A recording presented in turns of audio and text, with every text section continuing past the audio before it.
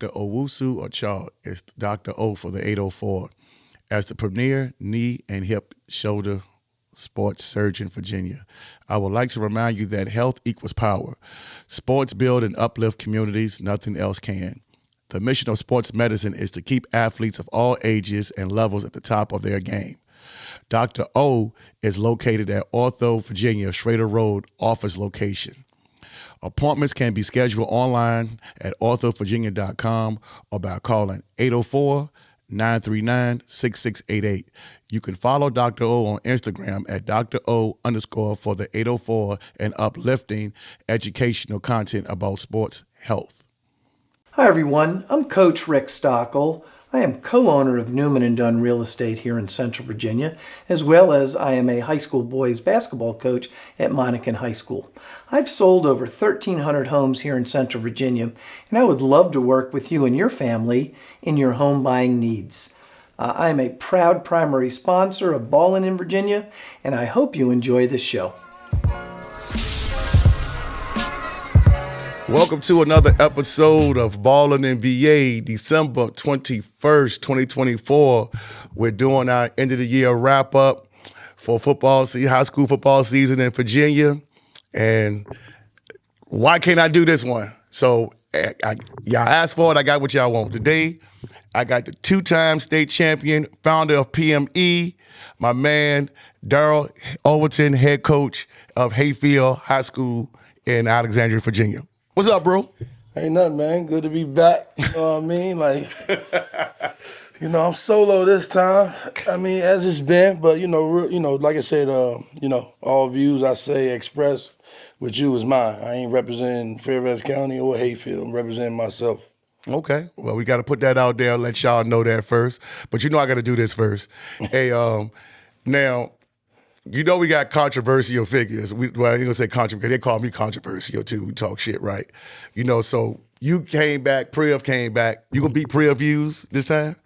Because Priv, had 2.6. What you call Priv, 2.6? Yeah, he not in the same realm right now. I don't know if anybody passed me. No, I haven't passed you. Yeah, so, and this was before all the crybabies.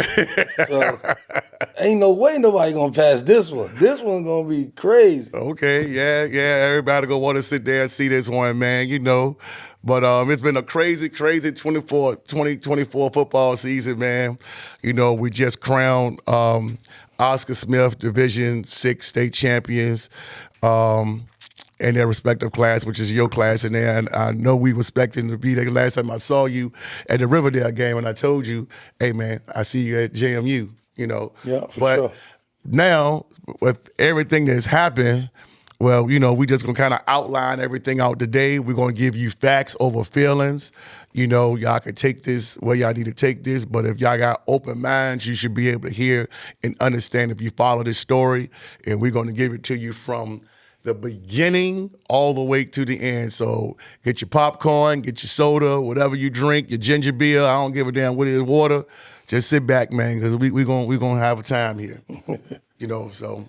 But yeah, man. So what you think of that state championship? Before we get into that, we stay with that state championship game, man. Seeing that Edison jump. Being real, like outside of, again, removing my feelings, right? Good game. Like people was talking all week, like Oscar Smith was just going to roll over top of Madison. But we talk football wise, right? Like amongst my coaches, like one, Coach Count's a good coach, right? Get the most of what he got. But I also said, like, Oscar Smith not just going to run over top of them running power. Like, you're not going to just bully, a Madison football team, right? So I knew it was going to be close. Obviously, Oscar Smith had a little bit more explosive power, but Coach, Madison do a good job using their explosive piece in number one.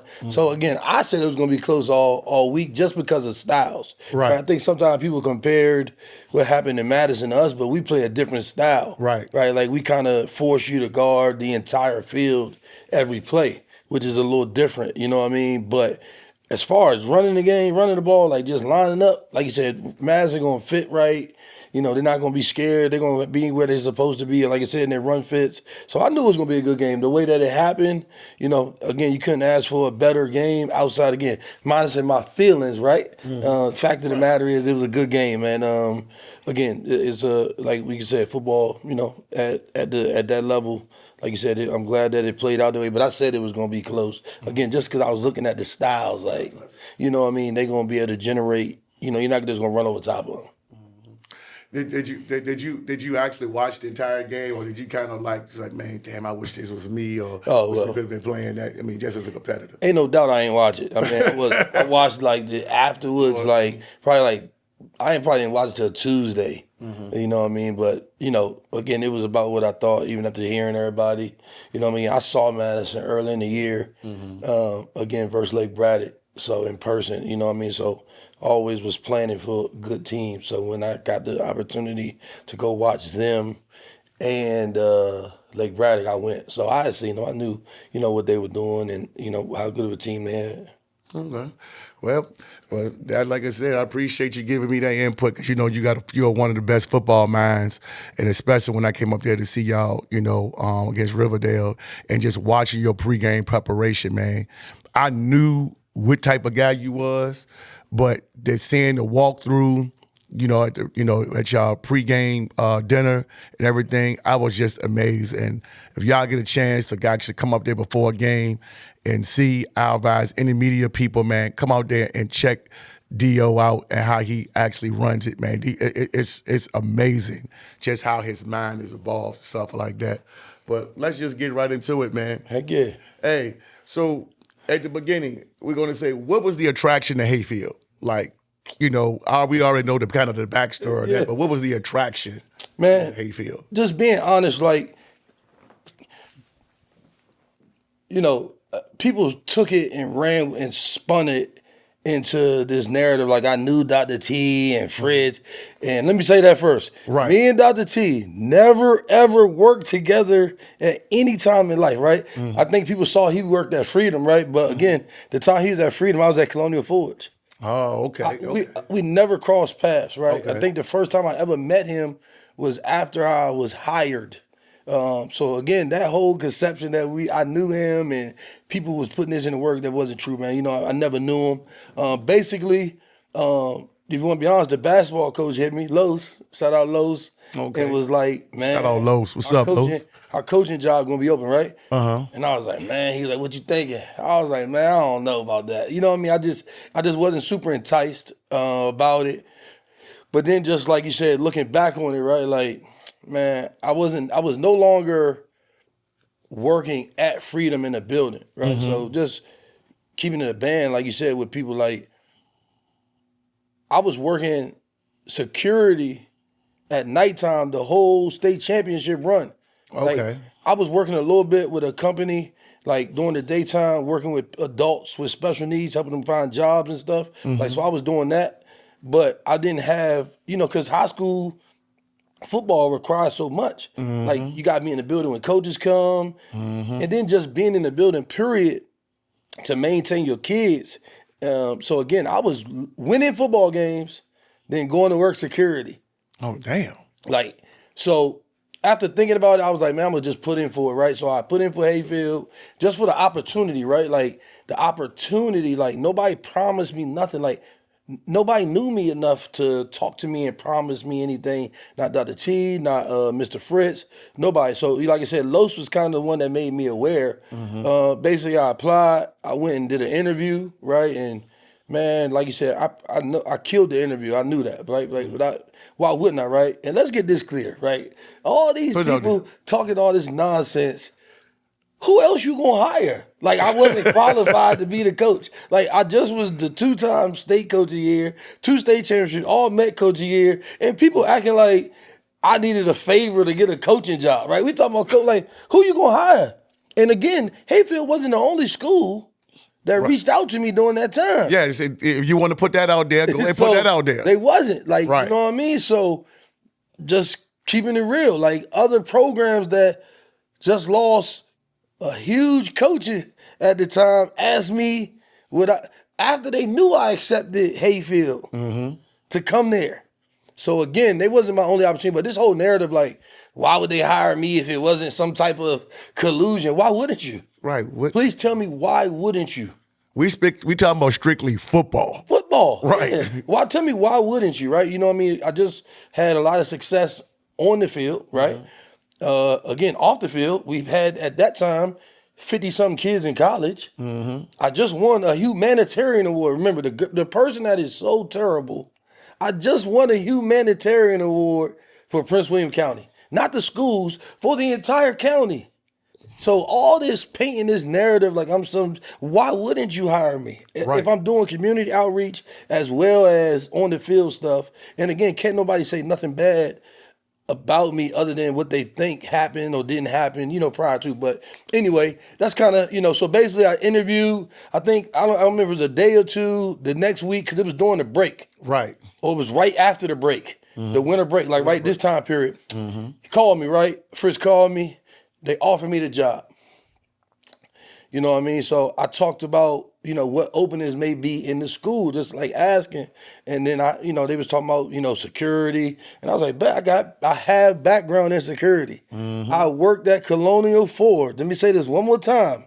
For 6 years at security, directing traffic on 610, as school security in the building every single day. So it's not this whole notion that I never had experience and all that stuff couldn't be the furthest thing from the truth, man. Right. On top of that, I worked at Freedom for 7 years in the building, right? Most of it as an office assistant, but you know how it is. When the football coach in the building, what do you end up doing every day? Security. Yep. Because anytime there's an issue, They calling you. They calling me. Yep. And whether it's my kids or not, just because there's a respect there. And then again, like you said, if you don't look, ask around. Go to Prince William County, ask the police, right?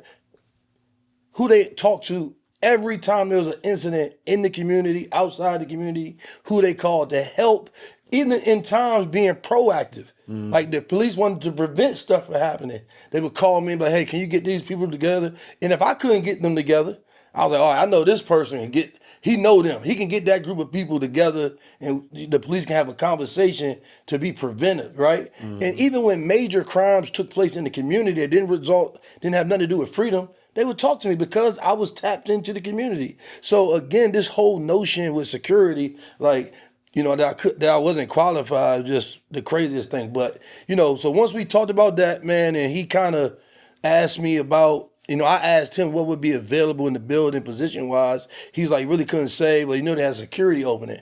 Again, didn't promise me nothing, didn't guarantee me no pay. The pay is determined by central office, not even determined by the person in the building. You know what I mean? That's why I said, take your feelings out of it and just speak on facts. I turned the job down.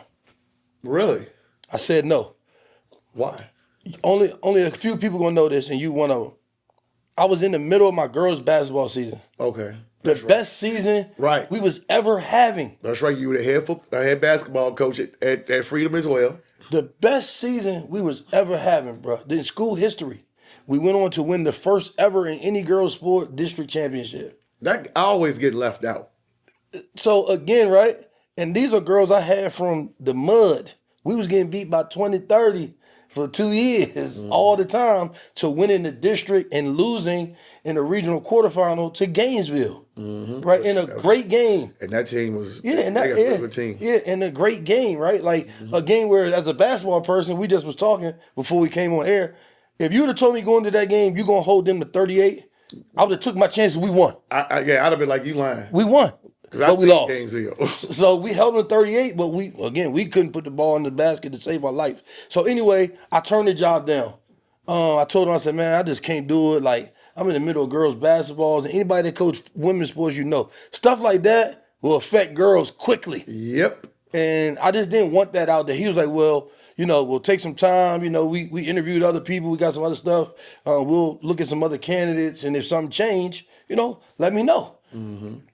So, it went on, about 2 weeks. I think 2 or 3 weeks later, I talked and I was like, I think I'm going to do it.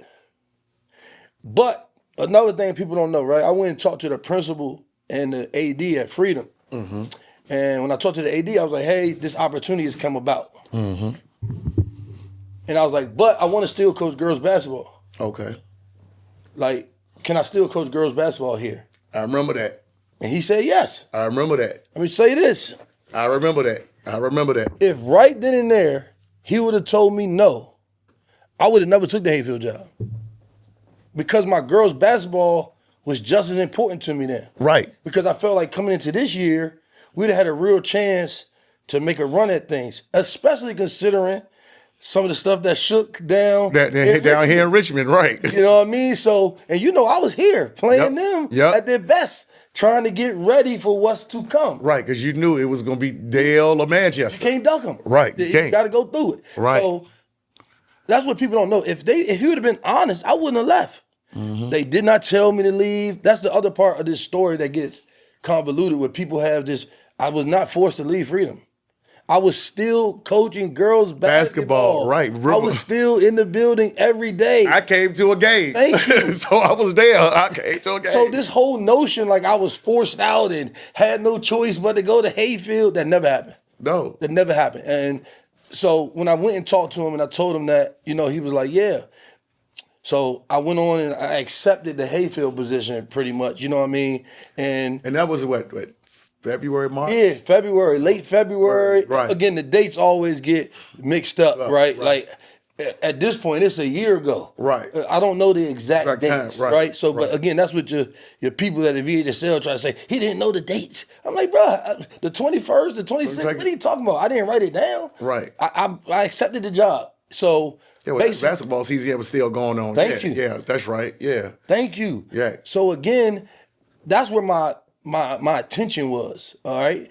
On top of that, so, it was tough for me to even make that decision for the basketball part. Forget the football.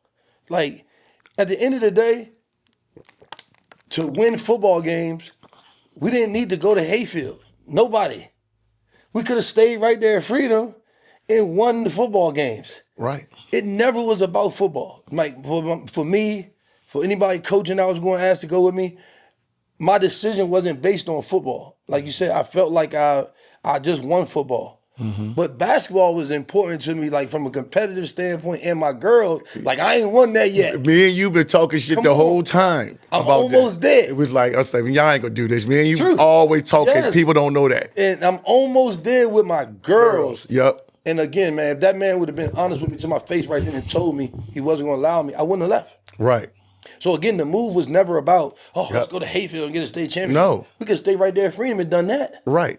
Because I remember you called and you told me that. No disrespect to nobody. We could have stayed at Freedom and done that. Mm-hmm. So again, it never was about that. So again, like you said, that's kind of the beginning and how the truth of how it really came about. I had no knowledge of these people. The only thing I knew about Fritz is he used to be the coach at Mount Vernon. I remember scouting one year thinking we was going to play them, but then they ended up losing to Woodbridge, so we didn't even play them.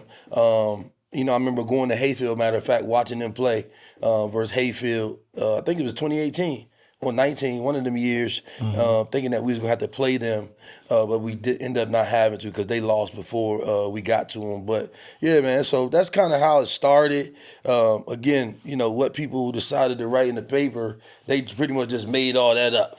Yeah, and I'm glad that puts me right through to go pushing into that next segment. That first article in June from the Fairfax Times, nobody even knew who they even were. They just come out of anywhere.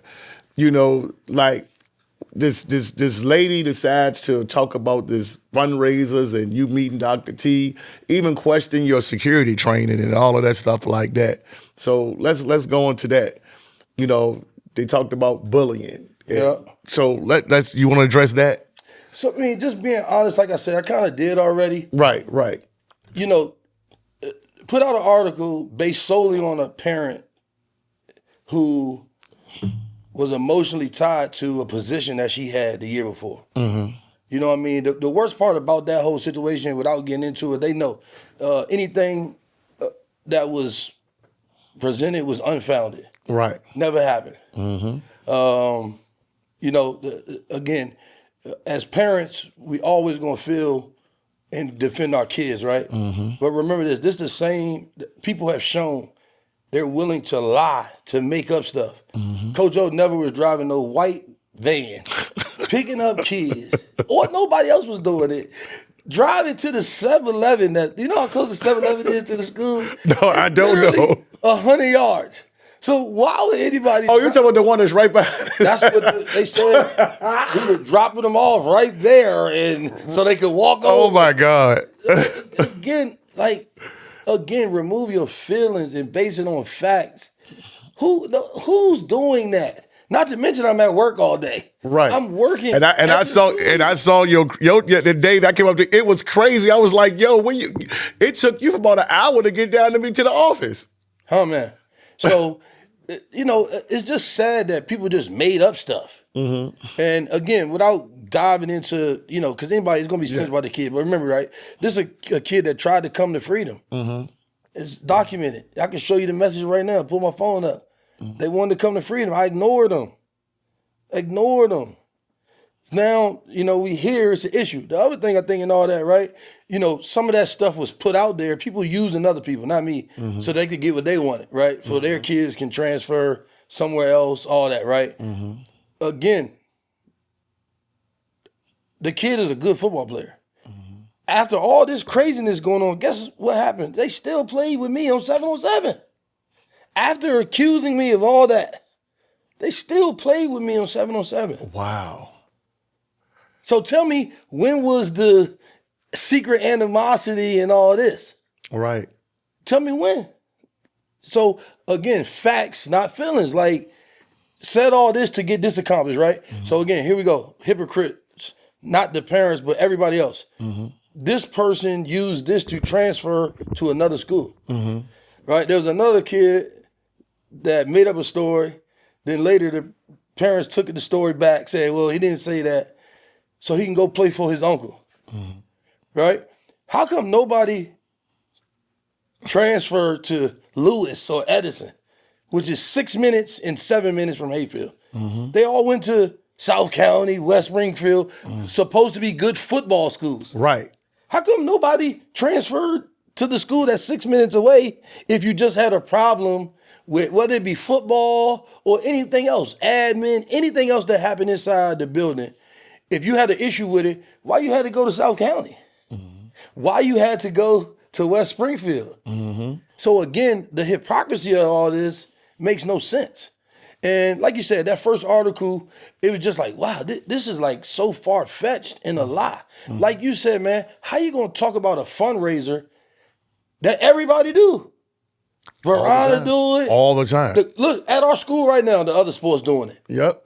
The other sports doing it. Why is it no so why did you write about us doing the same fundraiser? I was on Twitter the other day. One school had a person holding up a check for $50,000 a school. Why is nobody talking about that? And again, I don't think that they should, right? Because it's not illegal. But what is you talking about us in a fundraiser for that every schools in Virginia use the Money Dolly app? So I don't know if you know, Money Dolly is an app. Okay. Different fundraiser vendors use the app. Okay. All right. So we go through First Team Sports. Verona might use somebody else. Mm-hmm. Another school might use somebody else. You know what I mean? Different vendors have used the app, but it's all the same. There's no money passed. It's all electronic. Okay. The days of 1999, 2000 football, where the guy came in the office, that's right, counted the money in the cards, that's far gone. Mm-hmm. So again, to even write that, right, without looking into it, you can see these people starting a narrative and trying to create a picture of a bunch of stuff that really doesn't even make sense if you really look at it. And the way the Money Dolly go, whenever it's done, the vendor send a check to the school. That's it. Oh, okay. Again, I can see the totals because of the app. Right. And what we're doing and hold kids accountable and say, hey, come on, let's keep going. We got this much more. But again, right, why is that something to write about? Yeah, it seems like that it was personal. Yeah, you're trying to create a narrative like somebody doing something wrong from the very beginning. You're just trying to make it seem like somebody's doing something wrong when, again, everybody used that. Like, you know what I mean? So, like you said, it just had so much nonsense in it that it was bad. And then, like you said, the thing that's hurtful is you feel like, and I'm okay with this, and I've said it, like, I do this one way to be transformational for kids, right? And sometimes when you do it that way, that leaves you exposed liability-wise because I'm doing this from my heart and my feelings, right, and my emotions, right? I'm doing it with love. And sometimes that exposes you, get your feelings hurt because, again, initially it's hurt my feelings because I did have a conversation with this parent, reassuring her that I'm the person for the job, for the issues you having with your son. I'm the person for that. All right? And again, leave that out of it, right? What that is, I'm the person. So for you to go tell it to somebody and, again, blatantly lie on me, again, me and the child got a good relationship, right? Got a good relationship. Like, it just, I mean, it's hurtful, right? It's hurtful. And it's why you see a lot of coaches these days, they don't want to do nothing for nobody. Right. They don't want to do nothing for nobody. Yep. Like you said, the same person, like I just bought you McDonald's that day. Just that day. And now I'm this terrible person in the paper. Somebody got to make it make sense. Right. And again, right, you know, I think part of the issue was with a lot of the kids, right, like they're just not knowing, right? These parents keep getting this article lying, telling them I told them kids was coming, right, from Freedom. I never said that to not one parent. What sense would that make, and how would I know anybody gonna come or not? What I did say is, I am a good football coach, right? For the rest of the time I'm here, however long that is, people gonna wanna come here because I'm here. Right. I guarantee you that. That's no difference than Verona, Phoebus, Tomadale, Oscar Smith, Madison, whoever, right? If you build a good program, parents have the choice to do what they want. It does not require any influence from me other than being good and being genuine, right? So again, right, so that's what I said to them. And if you're worried about that, you always gonna be worried about it. Because if we're a good team and program, people should always want to come here. It should always be competition. I tell people all the time, right, like, and I say it even with these sports, and I'm saying with basketball first, we got really good in basketball, we got better in basketball when in practice we could play 5-on-5. And the talent not be, these 5 people can't even play a lick, right? Right. So again, right, Oscar Smith in practice, Highland Springs in practice, they good on good. Right. So it creates an environment. You can't duplicate that. Madison as well. Let's, like I tell everybody, Notre Dame, Ohio State, Alabama, Clemson. The difference is in practice every day. You the best going against the best.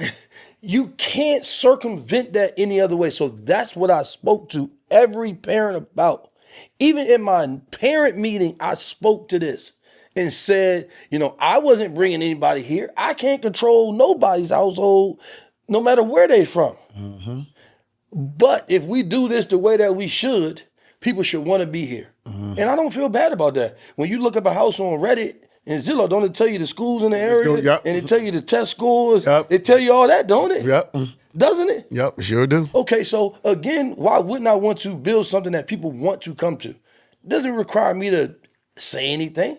But again, or influence them or whatever the case may be. That's just what it is. So, you know, it was very disheartening because, like you said, man, that first article, like you said, it was like, wow, this is just really like stretching the truth and throwing stuff out there. Remember, this person went as far as to put in a paper that a kid yelled out some type of slang and used a curse word, right? Like, these are the only kids in the high school in Virginia that use a curse word. Not even that happened, but that's worth writing about. Right. A kid said a curse word, ma'am, come to high school every day. You will hear a couple. But again, it was presented like it's just a certain amount of people and stuff like that, man. And again, like you said, in tragedy is, at that point, there wasn't even a team. So you really just pulling straws, right? You don't know who's going to be on the team, who's going to pass MEL, Right. who's going to be eligible. There is no team yet. Right. You just going off looking on Max Preps and trying to insinuate stuff. Right. You don't know how it's going to play out. You don't. So, and neither do I. And again, at that time, like you said, it was just a lot of slander and a lot of made up stuff, which is why that article was edited like 5 times. But you already put out the initial negativity, so people, not as many people go back and read it. But go back and read it. A lot of that stuff was edited out because it's not to be true, and they don't want to be sued. but they gonna be. But I mean, they don't want to be. You know what I mean? Because you made up stuff. You put stuff that wasn't true. And again, it's just sad that again they start with parents that are trying to transfer. Make that make sense. Parents that are trying to transfer, which is fine. If you want to leave, cool. But why do all this to get that done? Right? Like just say you want to leave and just leave. And leave. And again, right? So for the stuff to be not founded, right? And these people still were permitted to play when they transferred. But you crying about transfers. Somebody please make it make sense. Please make it make sense. Yeah, I don't understand, you know, like these transfer. People transfer all the time. I mean, you know, but I mean, you can't. I don't want to go down that road. that just went there. So let's go to the beginning of the camp, man. Yeah. You know, you got Fairfax did their investigation, and after the investigation, they did their whatever the investigation was, you know, and to the allegations, and then you guys got cleared. After that, how was the kid's psyche? I guess by the time you got everybody in camp, you know, was there excitement? Was it that's like, you know, like a cloud, or what was kind of the atmosphere? Well, it was kind of like you said. It was all right. Well, at that point, we thought it was over, right? At that point, you know what I mean? So it's like, all right, we could put this behind us. Right. Because remember, these same group of coaches, right, they sent a letter and said, if anything is not founded, we will respect your decision. They said that to the superintendent, right? These were these remember? Coaches, right? They said that at the beginning. That was like in the first of July, one, right? Yep. If you guys look into it and don't find anything, we'll respect your decision. Right. Then what? Spit all over her name later, right? Wrote a letter about me, but remember the coach down the street at another school just got arrested for real crimes. Right. They ain't had no that time. Let me tell you the irony of this. He was on the email. So you got a person that just got arrested for real crimes emailing me about something that he thinks happened. Somebody make this all make sense. So they were mad about this, but not mad about that. Think about it, nobody ever got mad about that, still to this day. Yep. No outrage, nobody cares. It's cool. Yeah, during the middle of that came out, we was like, oh, wow, we was talking about it. The next thing you know, it just went away. He emailed me. He was a part of the email with the coaches band together. All right, so they said if she says nothing happened, they looked into it, cool. Let's be clear too, right? The county did an amazing job with this investigation, right? I think at times they presented it to us like they was trying to help us, but some people had more skin in the game than they was leading on. But this wasn't no normal like thing. All right, in the history of transfers in school, nobody been discriminated against like that group of kids. Nobody. Nobody's had to go through what they had to go through. So they all went through like 3 or 4 residency checks. Right. Like, legitimately. And let me tell you something else we don't know. The person that was doing them said he didn't feel comfortable doing them. This is on email. Because he's never been asked to do this to anybody else before. Wow. I don't feel comfortable doing this. This has never been asked before. All right, so again, right? All these kids. Now let's get to the skin of this though. Okay.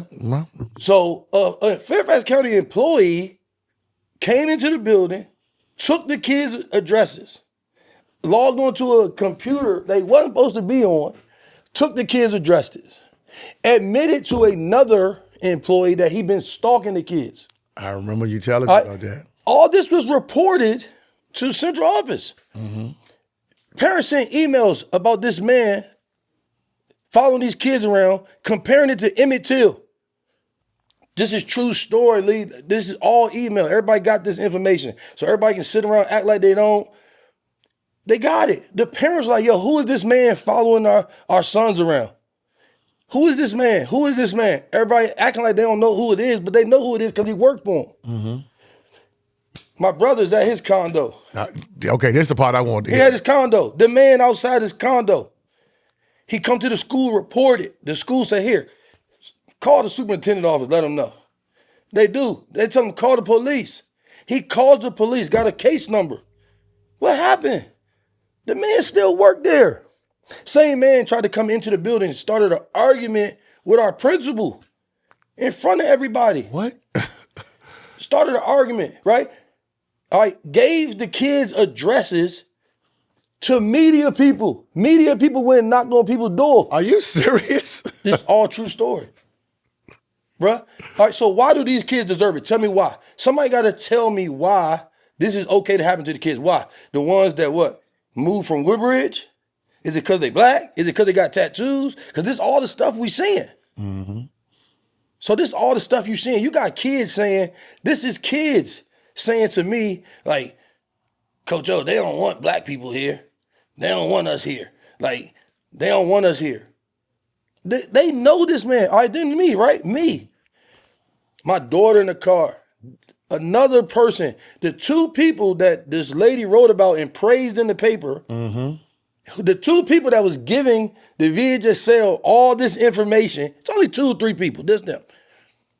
This man taking pictures of my daughter in a car. I called the police. Case number and everything. Come up to the school taking pictures of my daughter in the car. Taking pictures of my car. Now, I called the police, right? Police said we can't do nothing because she wasn't in a state of undress and it's private property. I'm just telling you, this is all true story. So listen to me. Okay. So when this group of people, black, white, Chinese, whatever you want to consider them, complain, we coming to you with facts, stuff that's happening to us, to our families. What was done about it? Yeah, what was that about? Man, the man was seen eating lunch at Central Office a month ago with the people that's a part of this. Are you serious?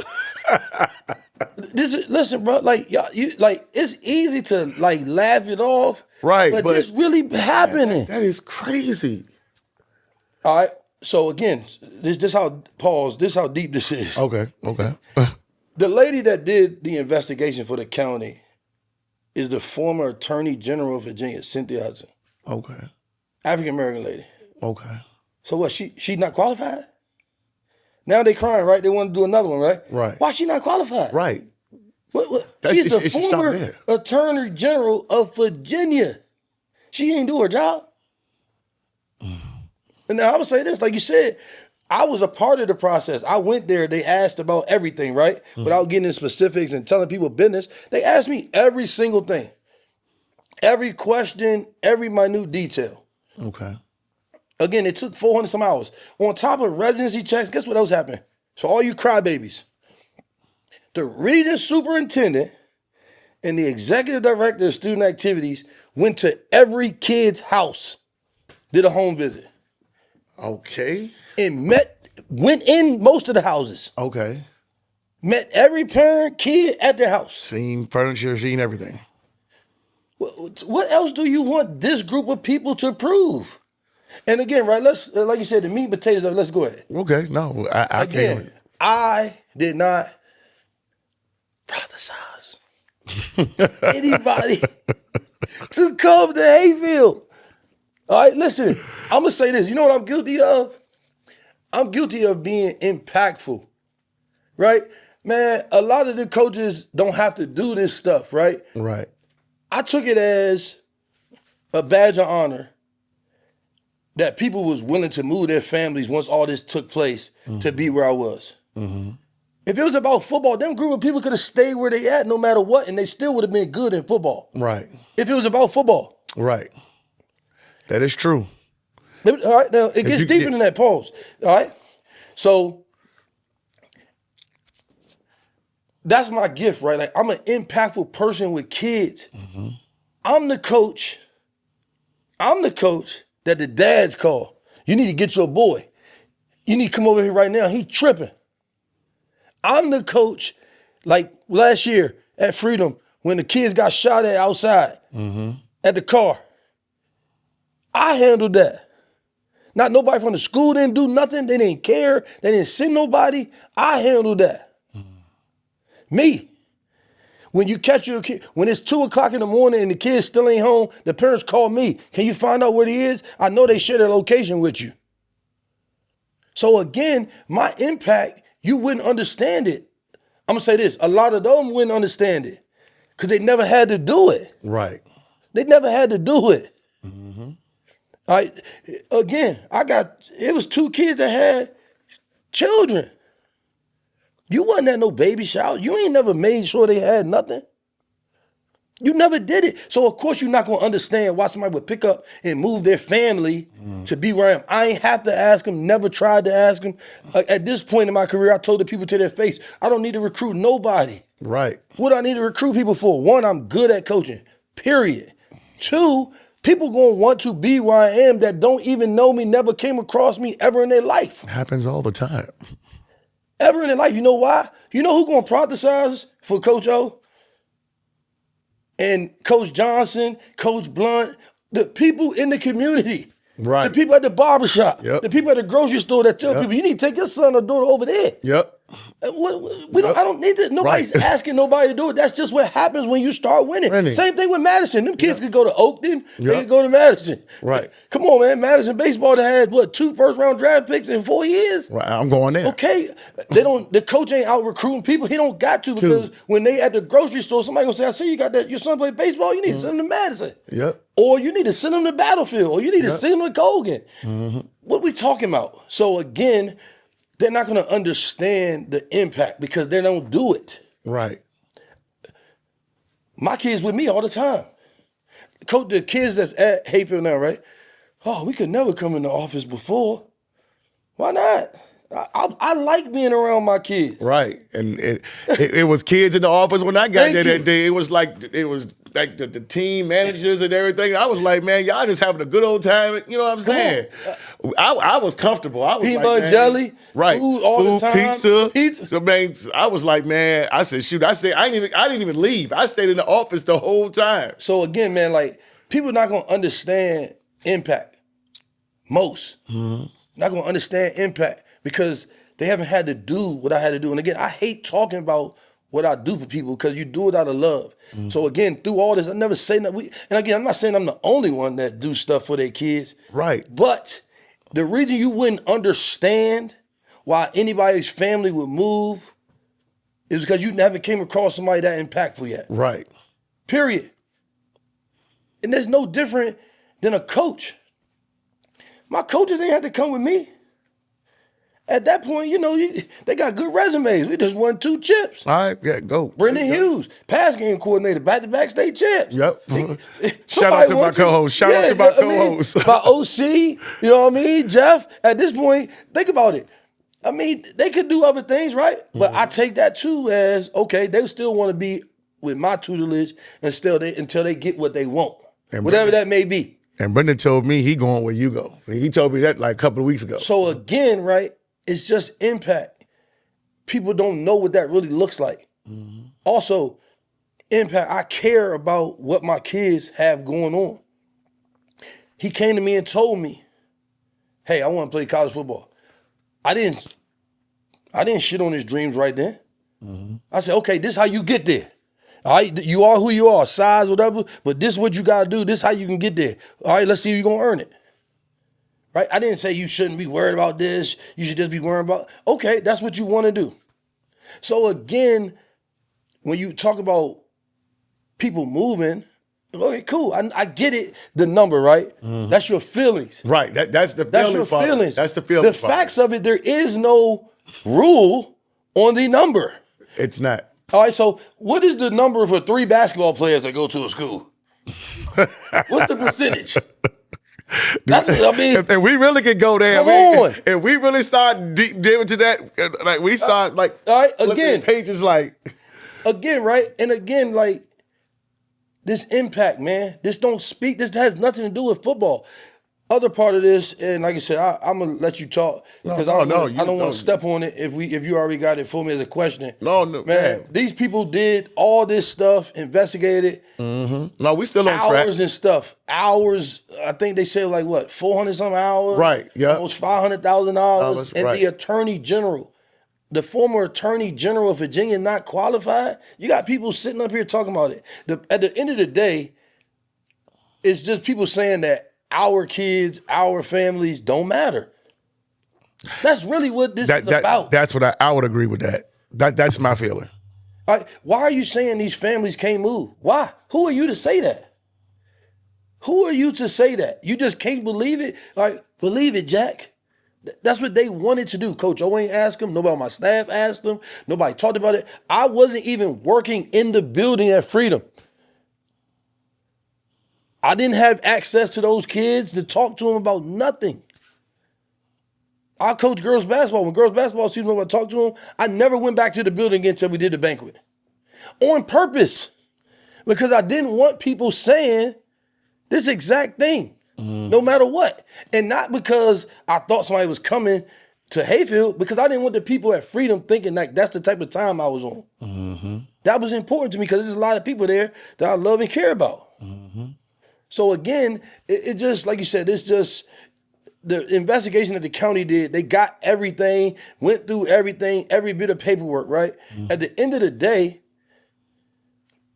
there was no facts to support any feelings that people had. This whole thing with this prophesizing, I feel like it's a bad word now, right? Right? People talking trash about me. He recruited. Tell me where the VHSL said that. Where they said Darryl Overton recruited. They never said that. They never said it. They never said that. They listed a course of events that took place with the kids registering that they thought encouraged it. Right. They never said I did it. Let me tell you why. Because the only person that was crazy enough to say that was the newspaper. And they're going to pay for that. Right. They're going to pay for it. The one time the VHSL tried to say I did is in court. They came to the courtroom, tried to add to the court that day. Do you know what they put on there? Out of the 14 kids that transferred, we believe he prophesized. At least one. At least one. Hold up. They didn't say 13, 14. They say at least one. So everybody else in the Facebook world, you're the only one saying that I recruited somebody. Right. They didn't even say that. That's not why they tried to banned us. That's not why. They didn't say that I did it. They're saying they feel like the way things happened, it like encouraged it. Encouraged it, right. They never said Darryl Overton recruited nobody until the day in court they tried to say, we believe he did at least one. At least one. I mean, he did at least one. Come on, man. Give us one at least. Come on. I'm telling you, this is court document, right? Again, we're going to get to that later. But anyway, this investigation, another big part of that, man, when the superintendent came and closed out, something that I took to my heart and is why I was quiet, why we weren't saying nothing, is somebody very high up said, don't make me regret this. And I took that to heart, and I acted as such. Even while my kids and parents, my principal was being slandered, my AD area being slandered, I didn't speak out, didn't do nothing. So again, man, I took that to heart. And again, it broke my heart the day that they pulled us because I said that to them. Like, I did everything y'all asked. Everything. And this still what we get to. So again, you know, the investigation, like you said, it was great. It was presented to us like it was helping us. Right. But it was people making backdoor deals the whole time. That later came out, and like you said, later we'll touch on it, you know what I mean? But they was making backdoor deals the whole time. Again, why is it okay to treat this group of people like this? Somebody tell me why. Why is it okay to treat this group of people like this, but nobody else? Somebody explain that. If these people decide to move, that's their business. Why do they got to go through all this scrutiny? Like one of the parents compared it to, like you said, they've done everything but put up a white only sign. Pretty much. I mean, truthfully. The optics are the optics, and that's what it's all. The kids' Instagram stories. The kids, forget the adults. And again, right, anybody that's been around me know my kids, this whole situation, my entire team, this brought us closer together. We never once played victim about it. I would never do that to any denomination of kids because the world don't care about that. right? People want their mortgage payment. That's it. Right? Your grades are your grades. Don't matter if the teacher like you or not. If you know the answers, you know the answers, right? That's true. So again, this is not something that, we talked about with kids ever. But again, you blatantly showing them that their parents don't matter, that they not important. They making statuses and stuff, mental health. One of the kids right now, college coaches called, say, yo, this really messed him up, man. This situation really messed him up. Like, he talking to a coach right now at his college on how this affected him and how he think about football and how it's impacted him. Yeah, and he's not going to be the only one. But again, when the kids keep coming to me and saying, Coach O, what did we do wrong? Right. What did my mom do wrong? You know what one of the dude from county yelled at me? Said, you got 14 transfers. Okay, what did they do wrong? That's your feelings coming out. And see, that's where it was always the number. So that was the number. So I'm glad you put that out there. Court, that was the number. 19 was the number in court, right? But okay, 19 is, we'll get into that when we get to it. Yeah, you're right. Because that don't even make sense. I mean, only because it's me will they add people that never played for me before, freshmen who can go, like, you know what I mean? Freshmen who never played for me before, basically any freshman at Hayfield that they didn't know who it was, they counted that as a person. Yeah, that's what I want to get to, the actual number. Man, we'll get to that when we get to it. But anyway, like you said, man, the investigation, again, a big part to me was I took it to heart when somebody said that, and then I feel like in the end, that didn't matter. Like, nobody cared about our kids' feelings and stuff, no matter what. But again, it was very thorough. Again, you're talking about 4 residency checks and a superintendent visit and another person from central office visit. So it should have been done with. I mean, what more can they do? Live in the people's house? How much of their privacy do the people got to give up? Now remember this, you a dad. You got siblings there. You got vigilante people doing residency checks. Vigilantes. Then you got media people knocking on your door. And now you got the county people. How do you determine who's who? You can't. So, again, why do these people deserve this? Why is it okay for it? It's not. Because they move? Why? Why? Your angle in this as the league, as a school, is the residency checked. Cool. Now, again, Hayfield, I work there. There's a ton of kids that get dropped off there every day by their parents for work that don't live nowhere near there. And I was one of those kids in my mom worked in Seminary Road, man. Shout out Belly's Crossroad. And we lived in Maryland. But she worked there. So we went to school out there. Then we went to after school program at Belly's Community Center. Like I said, shout out Belly's Crossroad. And then she came and picked us up. We drove back to Maryland. So again, think about the school's location. So again, residency is done, right, for kids. Okay. The league eventually checks them off. What more can they do? There's nothing more that they can do to get through this, man. But anyway, again, like you said, they did a great job with it. Again, I felt at times it was presented like it was to help us, but in the end, people was using it, trying to make backdoor deals and stuff like that. But I feel like at its core, it started off as just something to checks and balance and help. And it was thorough, regardless of what people say.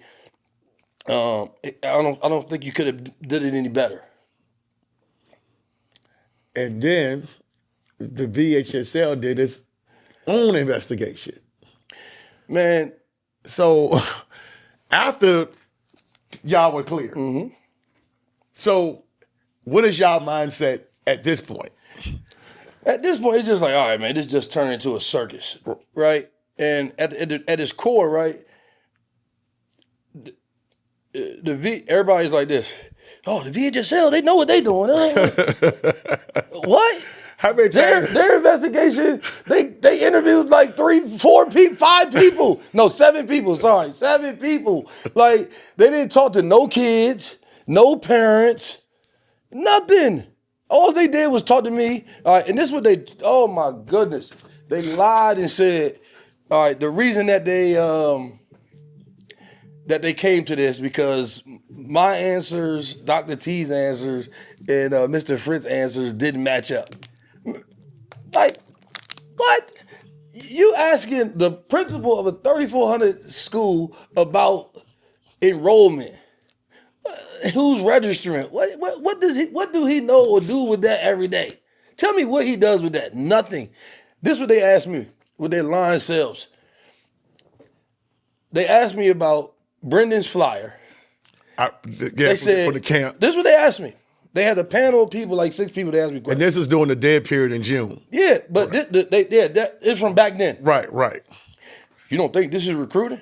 I said no. He's a trainer. Right? How many coaches, assistant coaches on staffs for every sport train? Okay, first off.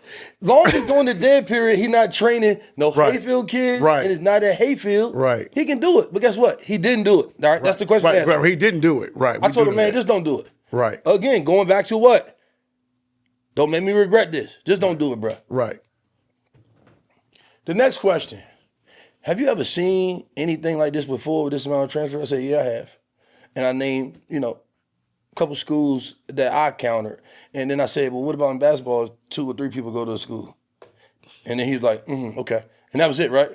Then they asked me, did I have any, this is where they tried to turn 2 questions. They asked me about, did I have any contact with my former players? And I said, absolutely. I'm in a group text with them, guys that's in college and everything. Like, we talk all the time. Like 30 of us in there, right? And then they asked me, did I have any contact with any of the Freedom kids when I left?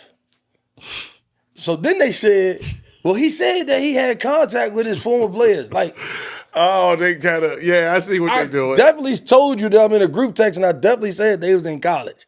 Most of them is in college. Like, what are you talking about? Like, what are you talking about? Some of them have graduated now, grown men, got kids, but we still in a group text, right? So they kind of convoluted that. Right. I see what they're doing. And then, like, the lady asked me for the timeline of, like, when I had my first meeting, that they introduced me. Then I had a second meeting. And like I didn't know the exact dates. Like, lady, this was at this point, this 6 months ago. Now they want to ask questions again a whole year later. Like, I don't know the exact day. All right. It was, I guess I was in the middle of basketball, but there's nothing to hide. I was announced as coach. I had a meeting. Then I had another parent meeting. So they asked me, was any kids from Freedom at their first parent meeting? I said, no, the only people that was at the meeting were Hayfield kids. That's it. Did you see any parents in the audience? Man, like, it was who pays attention to all that? 300, 250 people out there. What are you talking about? Oh, I can see. Yeah, she the right there. She got the yellow shirt on. I was nervous as it is. Right. Like, so again, and people reported me. So that's literally what they asked me. Even the guy from central office said to me afterwards, I thought they would have asked you a lot more than that. Yours was the quickest interview. It probably took 14 minutes. Really? Okay. If that, bro, we already been talking an hour. It took like 14 minutes. They already had their mind made up. Right. They didn't even ask me any questions, really.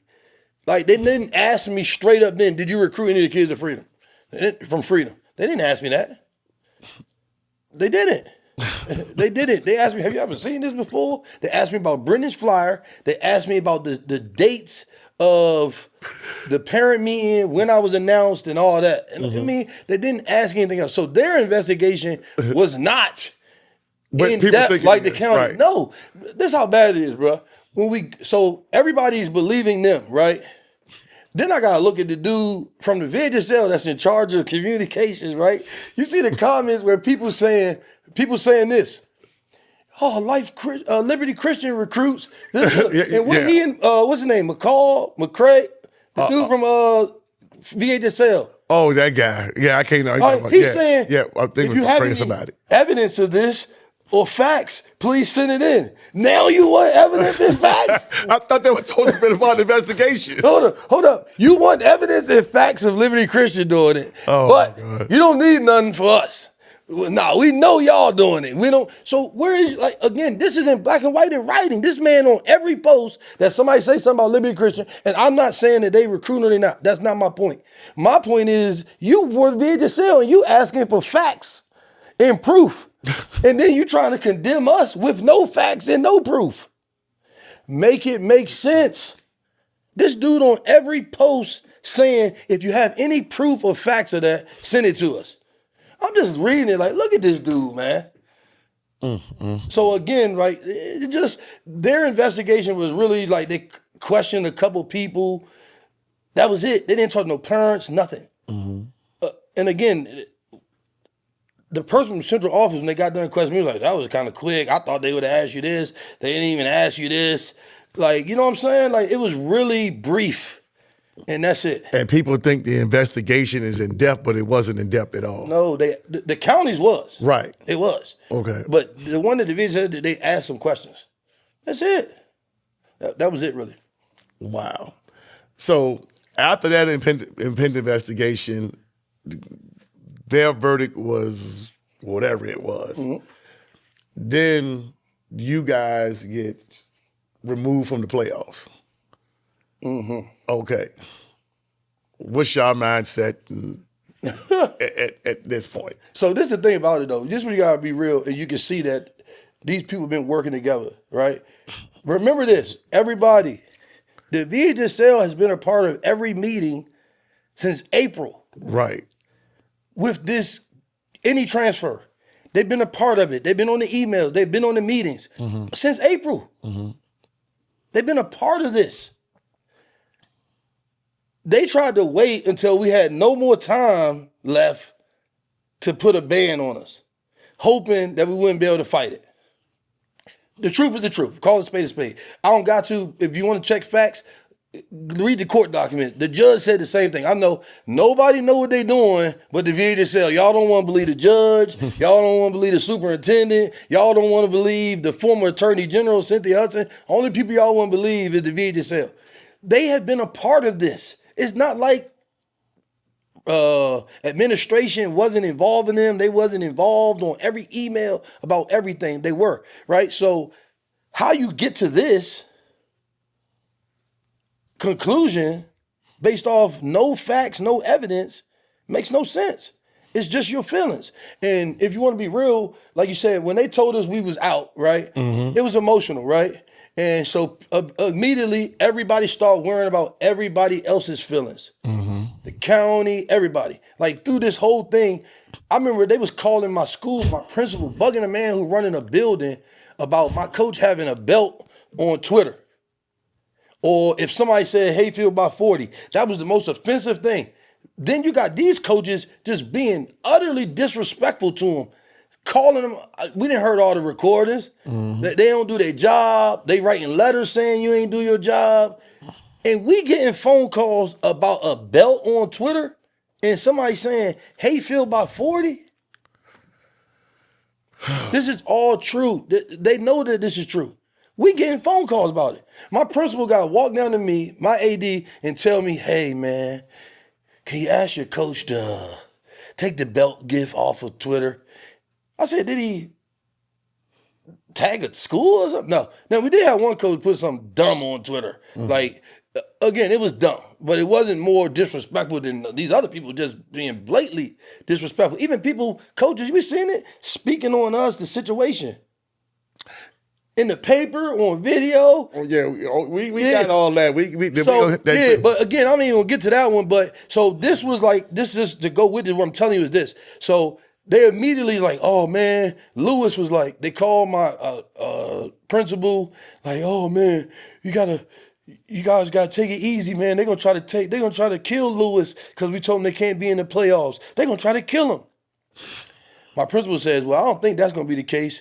We more so motivated, trying to get these kids motivated to play. Right. They probably don't want to play now. At this point, like their minds gotta be just check this out though. Well, if he's half the coach he say he is, he better get them motivated. Oh. Okay, so look, okay. But look though, Lee, no. I'm cool with that. Okay. Because I do. Okay. But when all these other people crying, these other coaches crying, why the message not the same? Right. Why the message not the same? Why you not telling them, if you have the coach you say are, get your team prepared to play. Get them to play. I'm okay wearing it. Because guess what? I'm going to do that. And through all this nonsense, I'm going to hold my kids accountable. They still got 3.6s, 3.2s. They still good students every day. You come to that building, all the football kids. Miss shout out Miss LJ, man. One of my sisters just got on me. She's like, finally got a football kid acting up. It's one of my little freshmen. You know, he's doing some horseplay stuff. She's like, finally, it took all year. We just the first football kid that acted up. I was like, cool. You know what I mean? So that game, Lewis, right? Man, we playing that game and I cried in the post-game, in the pregame speech. And we put our stuff on, man. We went over there ready to play. And then after the game, the entire families, everybody came on the field and was surrounding us, and it was just a lot of love and tears being shared, right? Nobody cared but us, right? Again, they've been protecting everybody else's feelings. It's okay for us to go through this. It's okay. But it's not okay for everybody else, right? So I pretty much held it together till one of my kids like, Coach Joe, I ain't gonna make it without you. Like, I don't know if I could do this without you. And I'm like, dang. So then that made me go start crying. I was trying to hold it together. But anyway, so those emotions were crazy.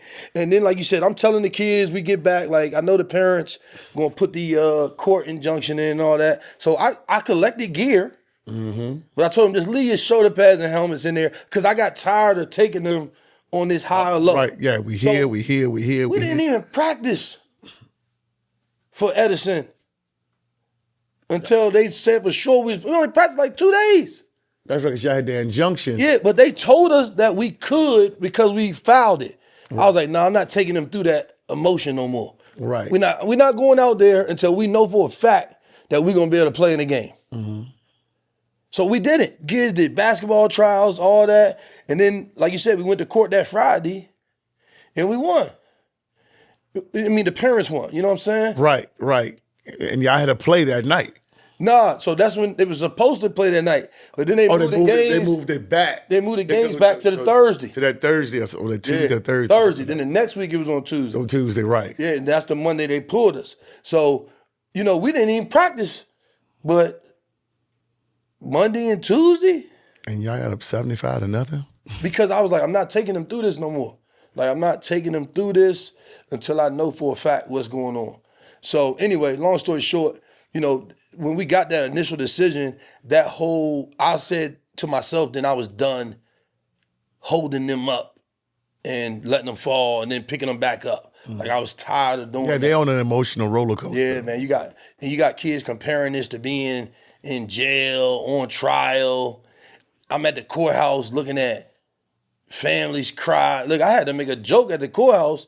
I was like, everybody, listen, y'all making me sad. Everybody realize this, right? I love y'all. We want to play football. But nobody's going to jail here today, okay?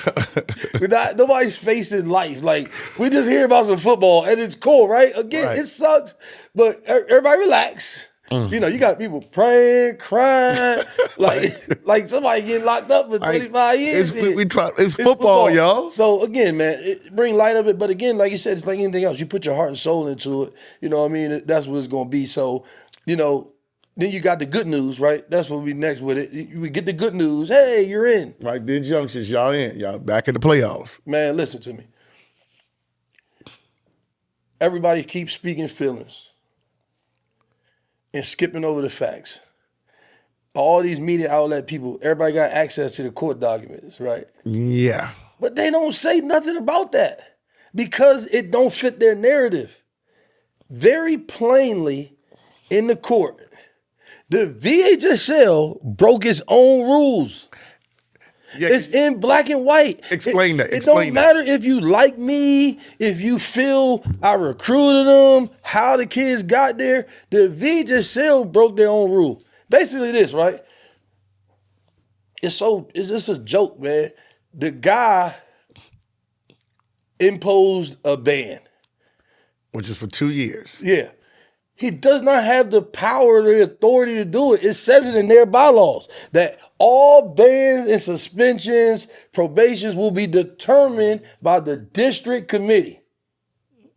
Oh, wow. All right, now let's throw this monkey wrench in there. Okay. Please understand that every kid, except for one, was cleared at the district committee level. Every kid. except for one. So the judge pretty much is asking the VHSL lawyer, like, show me in your rules where it says he has the power to do this. He can't. He can't. He like, show me. I'll wait for you. Just show me in your rules where it says he has the power to impose this type of thing. And then let me tell you how dirty the VHSL is. They did that and then tried to make us go through an appeals process to make it seem like they did it the right way. They didn't. They didn't. They did it backwards. Oh. Again, all this stuff is black and white. Forget Coach O. Forget your feelings. Just look at the facts. Also in court, on the official number of transfers, it was 14. Okay. All right, that's what it says. It also, everybody in court, every parent had to do an affidavit. I had to do an affidavit that I didn't recruit anybody. All of them said nobody was recruited. The judge said this to the VHSL lawyer who said, well, we believe they recruited. He said, why? The parents said they weren't. The coach has a sworn in statement. This perjury, right? At this point. Right. Yeah. That he didn't. Right. Please tell me where you're getting this information from, that it happened. Again, the court documents are black and white. Take your feelings out of it. Right. So go look at the facts. The VHSL allowed themselves to get in their feelings and start making decisions that they did not have the power to do. Period, bro. It's really that simple at its core. Like, nobody else, I didn't do anything. They tried to say the day of court, we believe he recruited at least one. We believe. At least one. They didn't even say all. In court. Then, like you said, all you VHSL's right, superintendent's wrong, judge wrong, former attorney general wrong, right? In court, the lawyer says, well, Exactly. sir, your honor, the people at the VHSL aren't law writers. They don't really understand how to write law and all those things. Okay, cool. Nobody's saying they should. So then later, just said, so why are you trying to present it like they can do it? This is the other thing too, man, from court, right? Remember, they said prophesizing and operating under the spirit of the guiding light of the rules. The judge brings that up. The VHSL lawyer says, I don't even want to talk about the spirit of the rule. It's too hard to prove. Like, you can't really stand on anything with it. Yada, yada, yada. The judge says, hold up. You're going to talk about it. If you're trying to ban somebody for 2 years because of it, you're going to talk about it. You have to. He was like, well, it's too hard to prove. So why are you putting it on a document saying this is why we banning them? This is why we're here. So again, make it make sense. Coach Overton still has not done nothing. What did I do? So also in court, like you said, people were there, chose not to listen to what the judge is saying. And again, the VHSL dude, we was joking in the lobby. I ain't got no issue with him. Like, it is what it is. The lawyer, we was joking downstairs. He did not have no leg to stand on because they broke their own rule. You do not have the power to do that. You don't have the power. It's in your bylaws, not Coach O's bylaws, not Hayfield's bylaws, not Fairfax County. The VHSL bylaws say that probation, sanctions, and bans will be decided at the district level. That's black and white facts, people. Right. Facts, not feelings. Facts. And the district did not impose a ban. Did not impose a ban. So again, what are we really talking about? We're talking about feelings. Grown people getting in their feelings about adults. And again, then you making up stuff about me. You're just making up stuff that I did all this recruiting. Nobody said that. The VHSL tried to say it the day of court, and they even said, only one. We believe at least one. Come on now. You got to give us one. He recruited at least one of them. Why did I have to recruit just one? Again. Like why? All right. Remember, VHSL guy, if you have any proof or evidence, send it to us. about, okay, so where is your saying? So- Okay. So did anybody present anything? No. But you asking for proof of evidence for somebody to say something about Liberty Christian. Cool. I have no problem with Liberty Christian. Everybody understand that. I will play them. I don't care what. I play anybody. I don't care about that. Which we seen. I don't care about that. So I'm not trying to bring them no smoke. It's just, that's been a hot topic as well. And people saying stuff. Shout out Coach Johnson trying to educate people on it. Again, I'm not saying they did or they didn't. Mm-hmm. I'm saying he said, where's the proof? Mm. The VHSL guy. But for us, did he say that? He ain't need no proof. Right. They feel. They believe. They feel, they believe, man. So anyway, we go through the court thing. We back in it. Kids excited. We get them going. Obviously, man, we go out here. We play Edison. And, Coach Joe, we hit him with the flinch. You know how everybody know you outside. Look, you hit him with this move right here. Person you buck at them, but you know what I mean? So, everybody got a little alarm. They seen it was 75. They're like, oh, no. Coach Joe about to go crazy on them peoples. Man, you can ask my kids. This is the sad part, though. So that coach, this doesn't make sense. He one of the people banding up with the other coaches, right? Which is cool, right? I don't care, right? But I'm not going to shake your hand and talk to you, Right. Like, that's over with. Like, don't say nothing to me. Keep it moving, man. We're coming out from halftime. I already told my kids, right, that we're going to sub, right? We're not going to go out here and score 100 points. We're not going to do it, right? Them kids don't deserve, we good, right? Right. Me and Blunt, we talked about this. I done been through it. Yeah. My guy, shout out Coach Blunt. So I told the kids, when I sub you, if you break, everybody stop it at 20, run out of bounds or fall. We'll kick field goals the rest of the game. Mm-hmm. Let my kicker get some film. You know what I mean? We already said it. Okay. We already said it. And I know you because I know your preparation. And I told everybody, do you understand?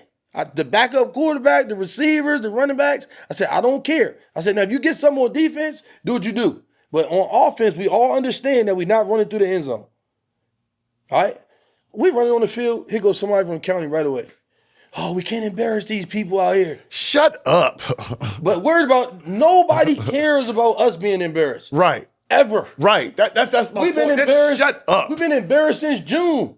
And a lot of this didn't even have to be this if somebody would have stepped in and said something. Why didn't nobody step step up? on? It look like we hiding stuff. When you got all the proof that none of this happened. Right. So why didn't nobody step in and say, this is enough? Nobody said anything. They just let it keep going. Right. Every week it was a rolling story. Single like Friday. you said, like, you could have stopped it then. And they didn't.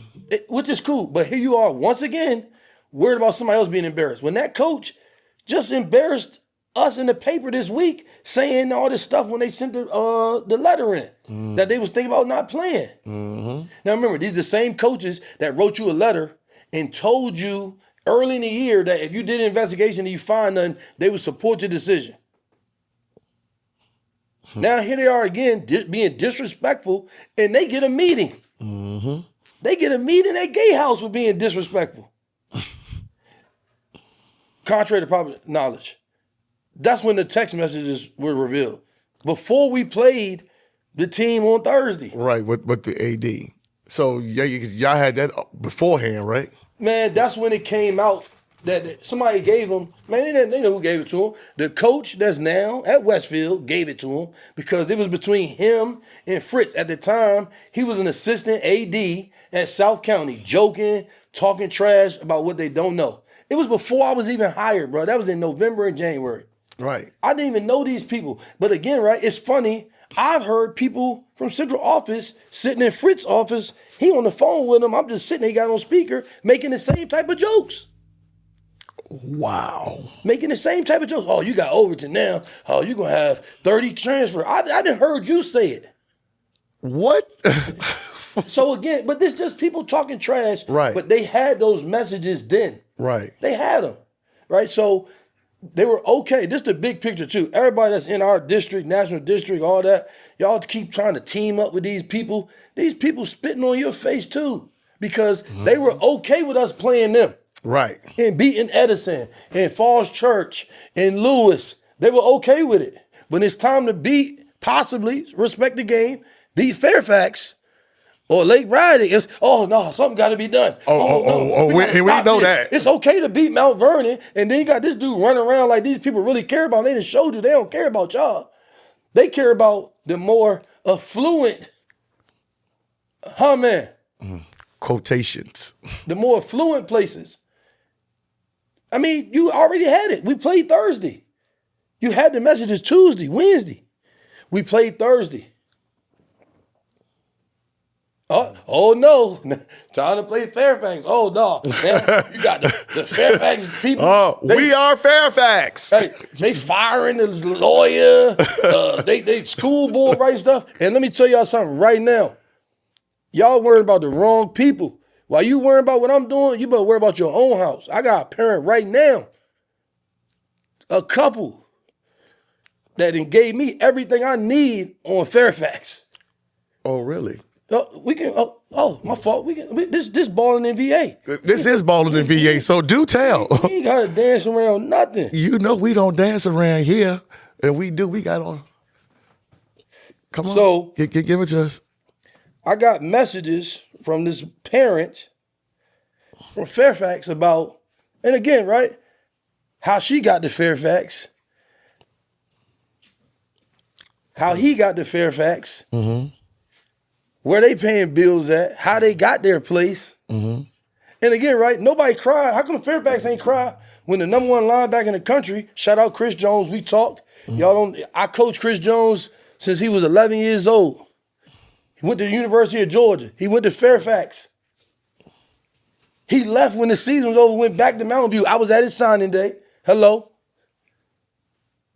Do y'all want to keep going? Because I could peel back all the layers for all you people in Fairfax that think you ain't nothing happening. I got it all right here. It can be given to my man today and posted today. Okay? Pipe down. So it was not a problem till then. Wasn't a problem until it's time to play then. And you making all this noise, and you got people getting people apartments, paying for people apartments, having new people use the old people's apartments. Please pipe down, okay? Please. And one thing that's come about all this, it's a lot of parents at a lot of y'all schools that's African-American that saw how y'all was going about this, that have an issue. It's another school too. It's another one. Right now, I can't believe you would ever part your lips to speak on me knowing what you got going on there. So again, right, never my point to hurt no kids. So even with this going on, I've been sitting on this, knew about it, pause. Yeah, he had to do that. You know what I'm saying? Like, come on now. Like, let's be real, because the truth can set you free if you wanted to. The truth can really set you free if you wanted to, right? And I don't got to speak on speculation or feelings. I got facts. I got documentation. Since y'all like to do text messaging and put that out there. I got documentation. So, okay. So again, right, they okay with us playing everybody else but these people. Truthfully. Again, at the end of the day. It still didn't help them. True. Like, you know what I mean? Like, it don't, you can't avoid competition. At some point, competition gonna be there. And you gotta rise to it, and you gotta be prepared. Like, you can't finagle your way through sports. That's what makes sports. That's what makes sports pure and integral. It don't matter how much money your parents make. It don't matter your upbringing. It don't matter if you poor, rich, black, white, Chinese, Hispanic. That has no barring in between, no lines on no basketball court, no football field, no field hockey, no volleyball, no sport. That's what makes sports pure. Is you're seeing if your best is good enough to beat somebody else's best. Don't matter where you came from, how you got there, what color you are, what size you are. That's what sports in its essence about, in the lessons you learn while trying to do that. Are you mentally tough enough to get up and do it again? Are you mentally tough enough to prepare again, knowing you didn't get the results you wanted last time? That's the life lessons. The life lessons don't allow you to pick and choose who you compete with. Life don't allow you to do that. So again, you people are the ones messing up the integrity of sports. Because that's what sports is about. Look at TV. Look at the Olympics. Don't matter where you came from, how you got there, what color you are. It's seeing if your best is good enough to beat somebody else's best. Mm-hmm. And the lessons that you learn from that. Mm-hmm. And the character you build, and that's revealed as you go through it. Mm-hmm. So again, anything else, you're just speaking on feelings. That's not facts. I got facts. Whenever y'all ready to lay out the facts, we can lay them out. We can lay them out. Since that's what y'all been doing all summer and fall any goddamn way. So, I mean, you know, you want to go there, we can go there. And again, like you said, man, it was just sad. Like you said, then you beat Edison, right? And you like, all right, here we go. And then, you know, this come out and they like, well, because of these messages, they was like, it questions the integrity of everything. And I was like, how? That was me. That was before I was even here. That has nothing to do with the current administration. And again, the principal's still right here. So, and again, shout out, you know, Fritz, my guy, bro. Got big love for him. This was an unfortunate situation. What happened with that, I know where his heart is, right? We good. Okay. We solid. Okay. Right? It hurt me. I was like, come on, man. But again, this was beforehand. Right. And again, I've heard people in power joke with him like that. Right. You know what I'm saying? Like. So that's why he was like, I understand. And again, right, the county knows we ain't got no 10 homeless kids. They know that. So what do the messages really matter? Yeah. They had all types of the homeless rule and everything. They know that. And then they trying to make a big deal. The man said, I like money. What AD don't like money? It don't mean it's for him personally, but for the school. Make it make sense. How that was damning of a text message. That was the end all be all. I'm like, shoot, this ain't as bad as the lady making up lies saying we bullied her kid, and that stuff seemed worse to me than this. Right. But you're gonna use something that happened before me to hold against these group of kids that had nothing to do with it. Nothing. But because again, remember, our kids, our school, forget my football. School, right. School. What about our cheerleaders, our band? Mm-hmm. Our dance team, who I see in the auxiliary gym practicing every day at 6 a.m. Student section. For that 12 minutes during halftime.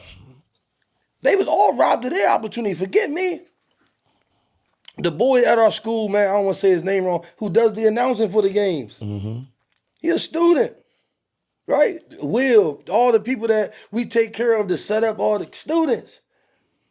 Like, come on. Like, our kids is expendable. They can handle it. Remember what they said? Mm-hmm. Oh, if he good as a coach he say he is, tell him toughen up.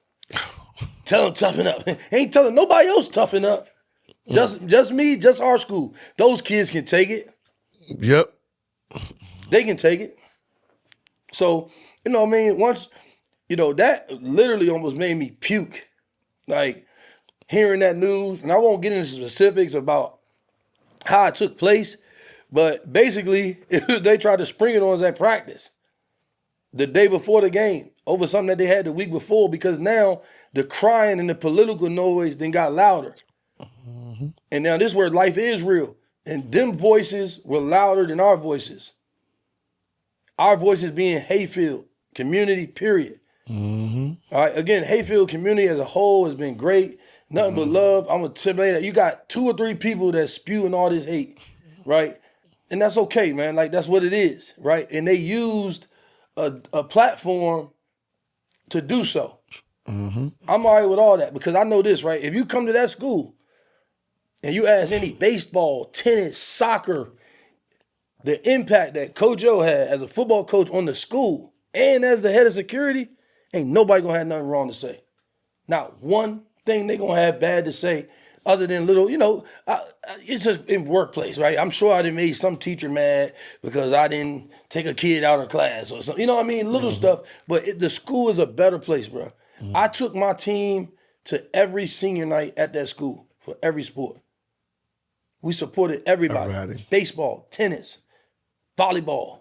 I made the kids be there because it's about showing humility. Yep. And you got to take control of your school. Like, you can't just ask people to give you, and you're not giving back. That's deep, We went to every senior night, any big event our school, we were there to support others, not as a favor, but to show like we all together. So all this false narrative, like it's all this division and divided because a couple people, if you got 300 employees, shoot, all 300 ain't gonna like leadership, right? Right. And again, it's me following Dr. T, Mr. Carrington, Dr. Boyd's, whatever the leadership is, I'm following it, right? I'm operating within the guidelines. But let me tell you something, I'm not just being the best football coach, I'm being the best security person I can to the building, right? To the building.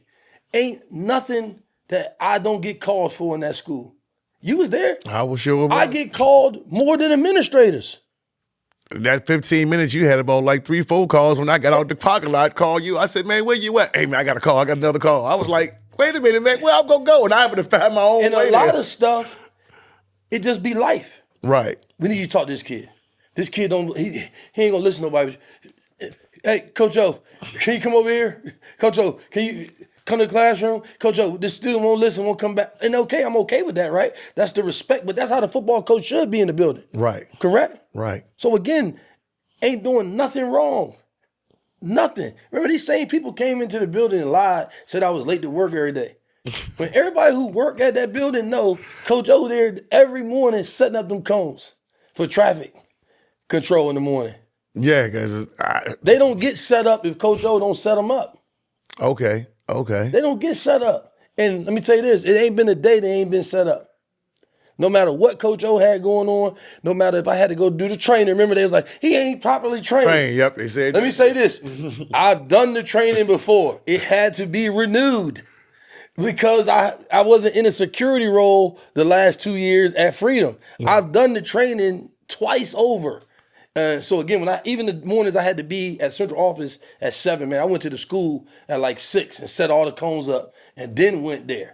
You get what I'm saying? So again, all of it's been that important to me, and it's just sad, like you said, man, people just ran with it, and like you said, it just broke my heart because like you said, you feel like somebody that's been doing everything that they asked the right way, and I've been doing it the right way. You hear me? Not just football, but security, everything the right way, following the leadership of the people in my building. Dr. T does a great job. Like you said, you got people, this is the thing, you got people sending threat emails, right, to him and me, like weekly, threatening us. People that if they saw me outside, they would never say anything. Modern day, remember the Titans. Like threatening us, all type of stuff. You gotta remember, these same people calling the kids N-words, all this stuff. And we still show up every day and stand up for our school and the community, right? We just did the Toy for Tots for the elementary kids across the street, right? Most people will let this break them. Who they are as a person, everything we've been through. Like I keep telling the kids, hell no. We still gonna do the Toy for Tots. We still gonna go to the elementary school down the street and mentor these kids that Miss Good, shout out Miss Good, all the kids at Lorton Station Elementary School, man, that we come over and support on Fridays, just hang out with them. Just hang out with them. Nothing crazy, just being a mentor to the kids, bringing other kids to do so. You can't let stuff stop you from being a good person.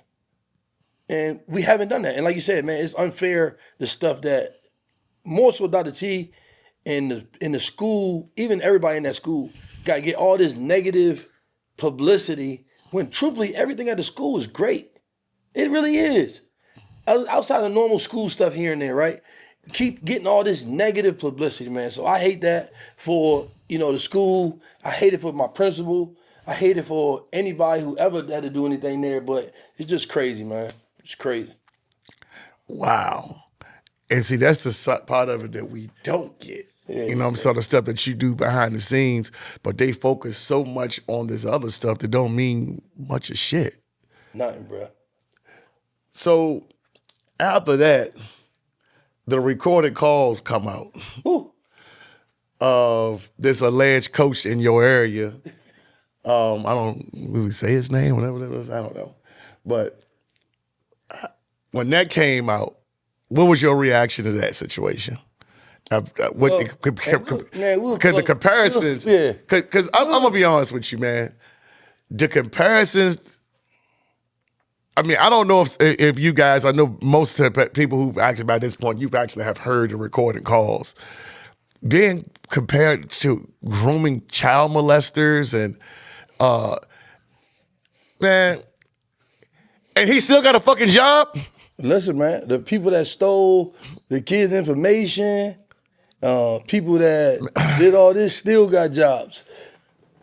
Again, I'm gonna say this about this, and we'll close, bro. Like I'll end with the transfers, like the real numbers and the games played, because this whole 31 and all this crazy. But anyway, man. So to be honest with you, No, because we gotta get that part. This got called to. the recording call. Got to. Yeah, because you was called names. Man, listen, I'm gonna be honest with you. I can handle it. I know as a coach, right? Because it is what it is. It just confirms what I already thought. Right. Because you gotta remember this how deep pause all this is. This is the same coach that told, shout out Coach Q, congrats, just got promoted to head coach at Emory Henry. Mm-hmm. Don't go to Hayfield. The coach gonna be fired July 1st, and all the kids gonna be gone. So again, they've been working on this. They've been trying to work. This is the same guy who said that to a college coach who came and told me. So when you hear that, right, everybody else got to look at themselves. You a parent of an African-American kid that played for him. Forget me. I'm fine. And that's my point is every parent that is African-American on that team should remove their kid immediately. Think about this. Immediately. If you still there, then you part of the problem. What parents are you saying got 2 jobs and all that? Who? Tell me who. Who? What parents? How do you know that to be true? So again, people speaking on feelings. How did he know who got 2 jobs? Why he think they poor? Which group of people do you think is poor? So again, man, like for me, that it was terrible hearing that, right? And people keep coming to me, people being supportive, even people from that school, right? Keeping 100 and saying I'm like, I'm fine, bro. Like I'm not ignorant to the fact that people's ignorant. Right? Right. I've been known this. But the problem is that you support it. Now remember, this lady from the very beginning with all these issues took her son to play for that guy. Right. That part.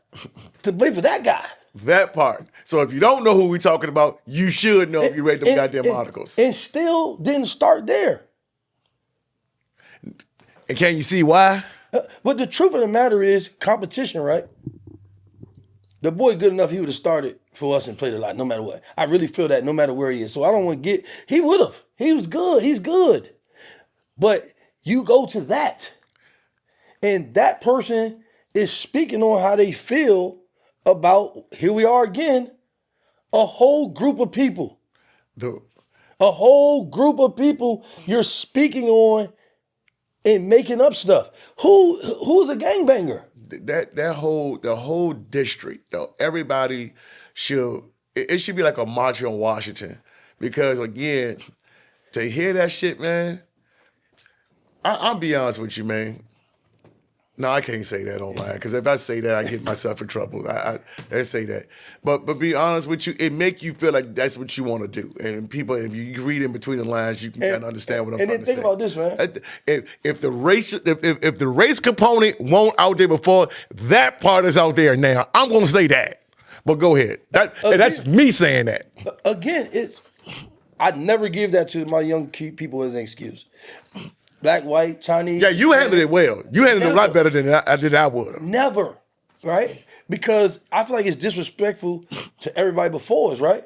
Absolutely. They had to go through way worse, right? Way worse. And this motherfucker still got a job. But my issue is this. All you coaches who coach all demographics of kids should have a problem with that, remember. But y'all band up with them on a letter. Right. So what you gonna say now? So to me, it's almost a reflection of all of you. You aligned yourself with this motherfucker. With this person. You did that. And right, wrong, indifferent, that's not my job. That's God's job. You know what I mean? But you aligned yourself with this. Right? Then everybody's scared to stand on it. We gotta have an all-region meeting on Zoom. Nobody want to be in person. Oh, yeah. Why? I mean, you can't after you've done all that. You know, all region meeting on Zoom with the cameras off. Nobody wants to stand on their disrespect. Nobody. Like, it's just But he crazy. still got a job, and it's always, and this is what I'm about to say, and I don't give a damn how y'all feel about it. And Zach, you my guy, but just excuse what the fuck I'm about to say. I get fucking tired that we as black people, we always gotta stand down and step back and show humility and always just say, you know what? We call it what we see it, but then you have white people, and I'm gonna say it, will say, some, not all, will say, black people, y'all always complain about race. Y'all always throwing race out there. Well, what the fuck was it in this situation right here when it's recorded and he told you where he coached at, so you knew exactly who the fuck it was? And then y'all gonna sit up here and say, and nobody says nothing. So if the notions that we always had about Northern Virginia, that was already said about what we said. Now we got it on tape. Now what do you want to say? Excuse me.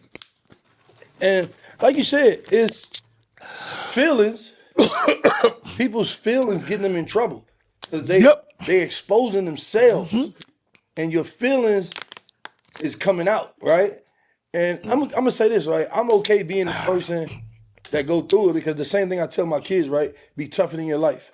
And through this whole process, I've had to, only other person I really can lean on, pause, and talk to about it is Dr. T because he's going through it too. Right. You know what I'm saying?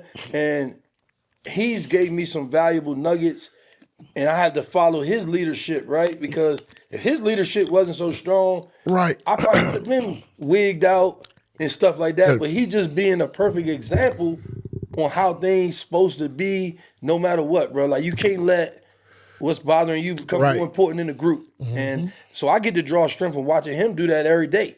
So I'm like, all right, bet. And then he'll even tell me like, nah. You need to relax, chill. stand down. Chill. And, you know, this need to be handled, this, and this, no matter what. So we always got to do that, man, which is so fucked up. Like, they can openly say what we want, and then when they don't actually, then they've been calling for your head all year, which you hadn't been named out in none of this stuff. But then when this guy stood up quickly, is supposed to be a part of the community, he this, that, and the third. Named him in the paper, right? Now coach. Right. Gave him all this esteem. So that tells you everybody's a gentleman. Now forget that, right? People at the county, I gave him this though. Forget we that ain't supposed to be mad. This was the next part of that audio. He admits to Saturday morning, we went to court Friday. Court got out at 4:30. Court documents were on public record till Tuesday. Him and the other coaches, we know who they are, principals from other places, they had a meeting where the court documents were read to him by the VHSL. Why are they meeting with the coaches of the team that we got to play the day after court? Why do they need to know what's in it? If that ain't a red flag, I don't know what is. So again, everybody keep talking about integrity, right? But allowing them to operate outside the lines of it. Again, now we know this. Shout out Harry Lee, right? They said Harry Lee was there. He said the Oscar Smith coach was there, and we found that out not to be true. Right. Thank you for putting that up there. But my point is, he said that. You heard it. Yep. He said it. And we found out that not to be true. I'm not everybody else. I sent an email, I called Lee. I talked to these people, so I'm not. But why are you trying to get all the competition together? So that's where the decision to do we're gonna boycott came from. Right. Because you didn't met with the VHSL. They didn't told you, fellas, we at the end of the road. So we're gonna boycott. We're gonna band together. We're gonna do this. Come on, God, man. So again, who's not operating with integrity? That part. See, why you keep saying I don't have no integrity? What have I done? Somebody still got to tell me what I did. They can't. Tell me what I did. What did Coach Overton do? Tell me what I did. And they threw the kitchen book, the kitchen sink, they threw everything there, and threw that matter of fact, and he's still supposed to stand there and just act like, which you did. That's why I said, you had it way better than me. Now listen, Lee has the recorders. I sure do. And I've given them to people at the county. Yep. This is true facts, And we not all, feelings. and the people who seen it was outraged. But we always got to stand down. We got to do the we shall overcome. We got to always do this stuff that our parents and our grandparents did back in the 60s. At some point, when can we stand up and just say, all right, man, enough is enough? Why? Why when it comes to that, but then when they do it, oh, well, you know. And then, like you said, man, I always turn the other cheek. See, it's that double standard bullshit. and then, like you said, the worst part of that is the second part. There's no like you such said, thing as race. Where y'all all met to talk about the court case the next day. For what? It didn't even apply to y'all. Because that shows y'all all been working together. The whole time. Also, listen, the same week, the week before, I get a mysterious phone call. Yo, the former coach at Hayfield, the former head coach at Hayfield, he called my head coach and told him, hey, I heard a rumor that Overton's trying to recruit your quarterback. Oh, my God. Oh, listen, even if he's not, call this number and say he is. All right? So I get a hold of the coach. I say, what's the number that he gave you to call? The number is the personal phone for somebody at the county. Are you serious? So I see him and I ask him about it in person. Brush it off. He's lying on my name. He's making my integrity questionable. Cool, right? Mm-hmm. He still got a job. This man literally told somebody that you told him to tell somebody to give you information on me to hem me up. These are facts, not feelings. And there's no such thing. These are facts. All right. The former coach at Hayfield called the coach in Prince William County. Why he thought people in Prince William County didn't talk to me, I don't understand. Because they said, hey, I heard a rumor that coach is trying to recruit your quarterback. Not to mention the quarterback is family. His family is my family. Never recruited him, never talked to him. He was the quarterback there when I was at Freedom. His brothers played for me. Okay? So this dad and mom, I let them know what's going on. They live it. Like, what? You ain't never recruited our son? So that's when I called the coach. He's like, man, D, I'm just be real with you. That dude told me to call this number, whether it was true or not, and try to get the parents to say that you was recruiting them. So again, I'm not an email. I'm an ask. I seen this man. I said, this was said to me. This is how I presented. Brush it off on the table. Not to mention, right, you beloved Hayfield people, the former coach, right? Not to mention, I got endless messages when this man was the coach asking me to help get him a quarterback. And how he had the quarterback from another school coming to work out, and how he was going to get a kid there from Tennessee homeless. This is documented. It ain't no joke. I got the messages. He was messaging this on Facebook.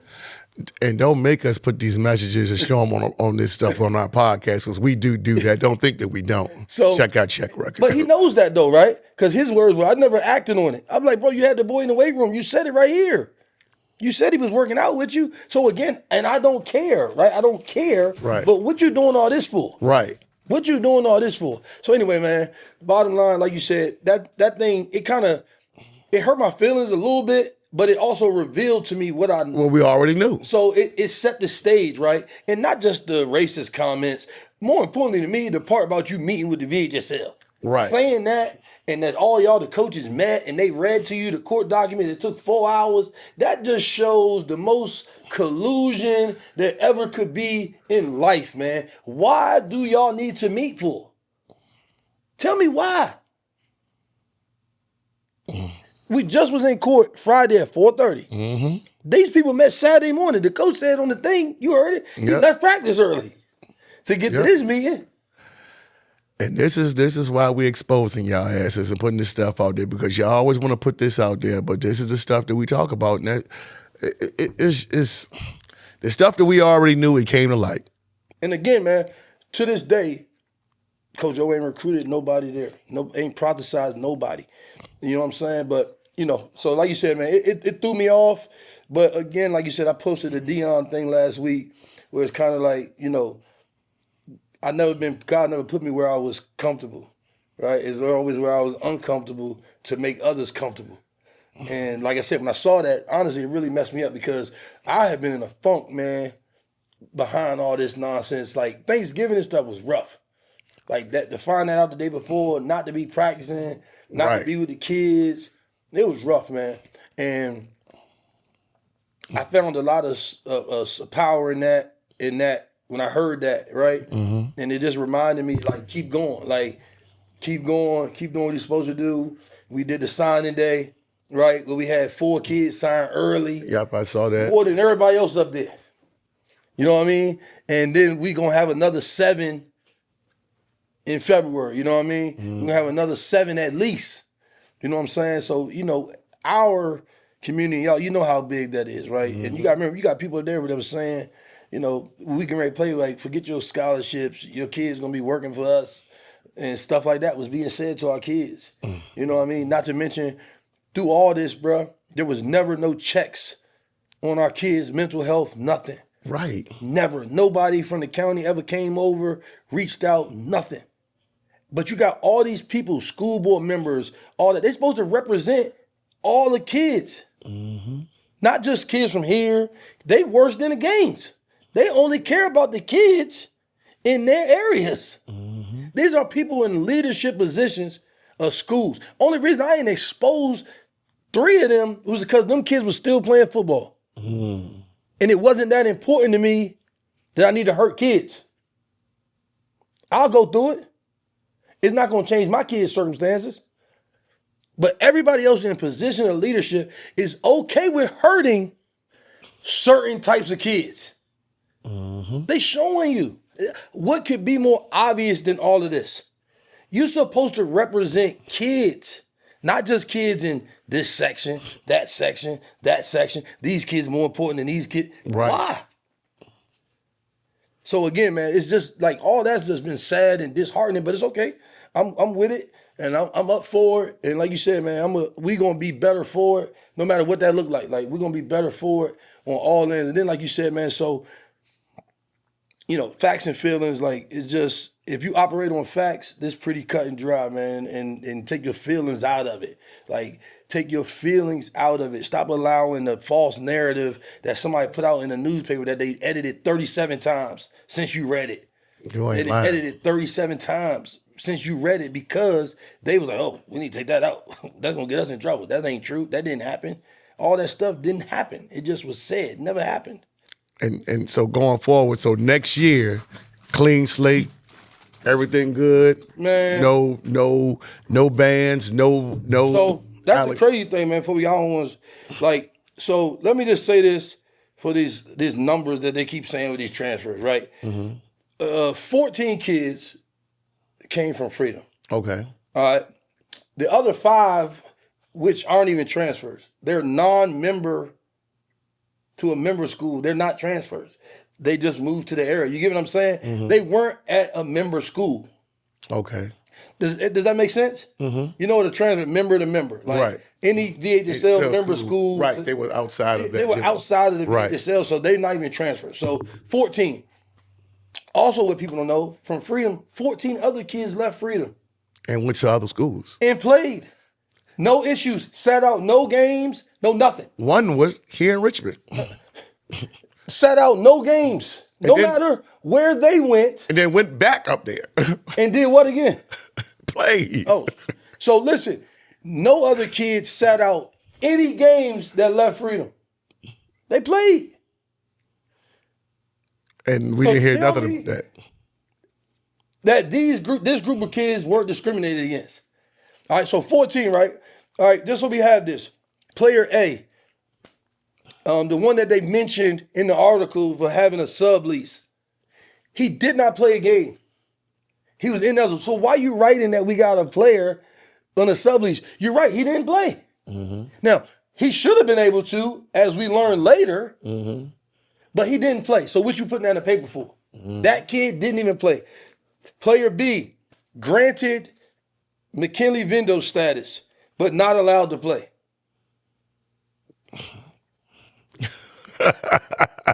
That's pretty illegal. All right, now look, this kid was a JV. boy. Hey, he was a JV kid at Freedom. He didn't start on varsity, he was a JV kid.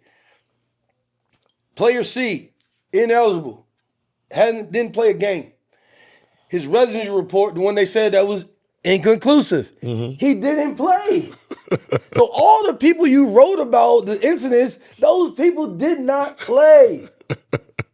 All right, he didn't play. He also was a JV kid at Freedom. All right, so he wasn't even a varsity football player. Player D missed 2 games. He had to sit out for 2 games, even though he was voted eligible August 22nd at the district level. Where on the district level for Fairfax County, it says the district decision is final. The district decision is final. That's what the VHSL paperwork says for these kids. He still was made to sit out 3 weeks. They delayed the process. So he missed. So all these kids that y'all think played in all these games, they didn't play. It's really 5 kids that played in every game. All right. Player E missed 7 games.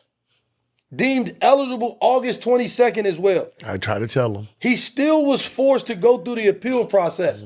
They denied him at every step except when he got to what? The independent hearing officer. You know what the independent hearing officer said to the VHSL? It say right here, he was voted eligible 3-0 at the district level. It say right here in the VHSL bylaws, that decision is final. So who's breaking their own rules? Somebody tell me. All right? He sat out 7 games. He was a JV player at Freedom. So all these kids, these articles, the Freedom kids were bigger and faster than everybody. And we couldn't compete with them. The district lying. We had 4 first team all district players. But we got all these super transfers. Somebody make it make sense. We had 4 players out of the entire district that were first team on offense. All right, so next player, player F, missed 6 games. He was voted eligible August 21st. He had to go to the highest level once again. Family had to pay money, $600. What? Yeah, when you go to the independent hearing office, it costs $600. Oh, shit.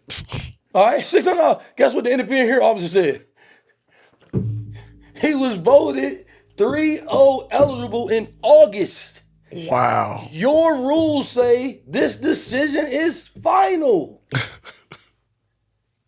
Okay. Next player. Wow. He was granted the status. All right, it's only 1 kid. So all that line about kids, 1 kid. And he missed 3 games due to injury. So I'm just showing like all these kids didn't even play every game. All right, he's eligible, but he missed 3 games due to injury. Next kid. Deemed eligible August 5th. He only missed 3. He missed 3 games with injury, though. He was eligible the entire year. He hurt his leg. The next one, who is the real problem in all this, everybody's problem, is my nephew. And I guess talk about my nephew. That's my blood. Okay, we'll go right here. Facts of the matter, he's one of the only ones that played every single game. He was deemed eligible at the beginning. He was the person that was a unicorn for most of the season because the other kids weren't out there. Okay? And again, they even tried to shaft him at the region meeting and not vote him player. Then you just saw what they did. Which is crazy. Again, man, the stuff that, again, it's hate for kids. I ain't hate on no kid in the voting process, regardless how much their coaches are. Right. So if I'd have went to the meeting and said, I'm not voting for no Edison kids, no South County kids, right. The coach said this about me, I'm mad. Yep, that would have been all in the I paper. would look crazy. Yep, that would have been all in the paper. Being in the paper, I would not do that to no kid because of the adults. But these adults are showing you they okay hurting kids. They sure do. They showing you. Because if that's the case, you would have ran up the scores like when you told him that you wasn't going to run it up. Thank you. So Jeff played every game. Next kid, player J, deemed eligible, played every game. All right, so that's 2. Next kid, player K, he was granted guardianship, had a very tragic situation happen. All right, he played in every game. Next player, Player L played in every game, so that's 4. The next player that they got on this transfer list didn't even play football at Freedom. He was a basketball kid. They got him on here. Why? He never played for me. Wow. He was at a private school. Okay? Next player. He missed 7 games due to injury, but he was deemed eligible from the beginning.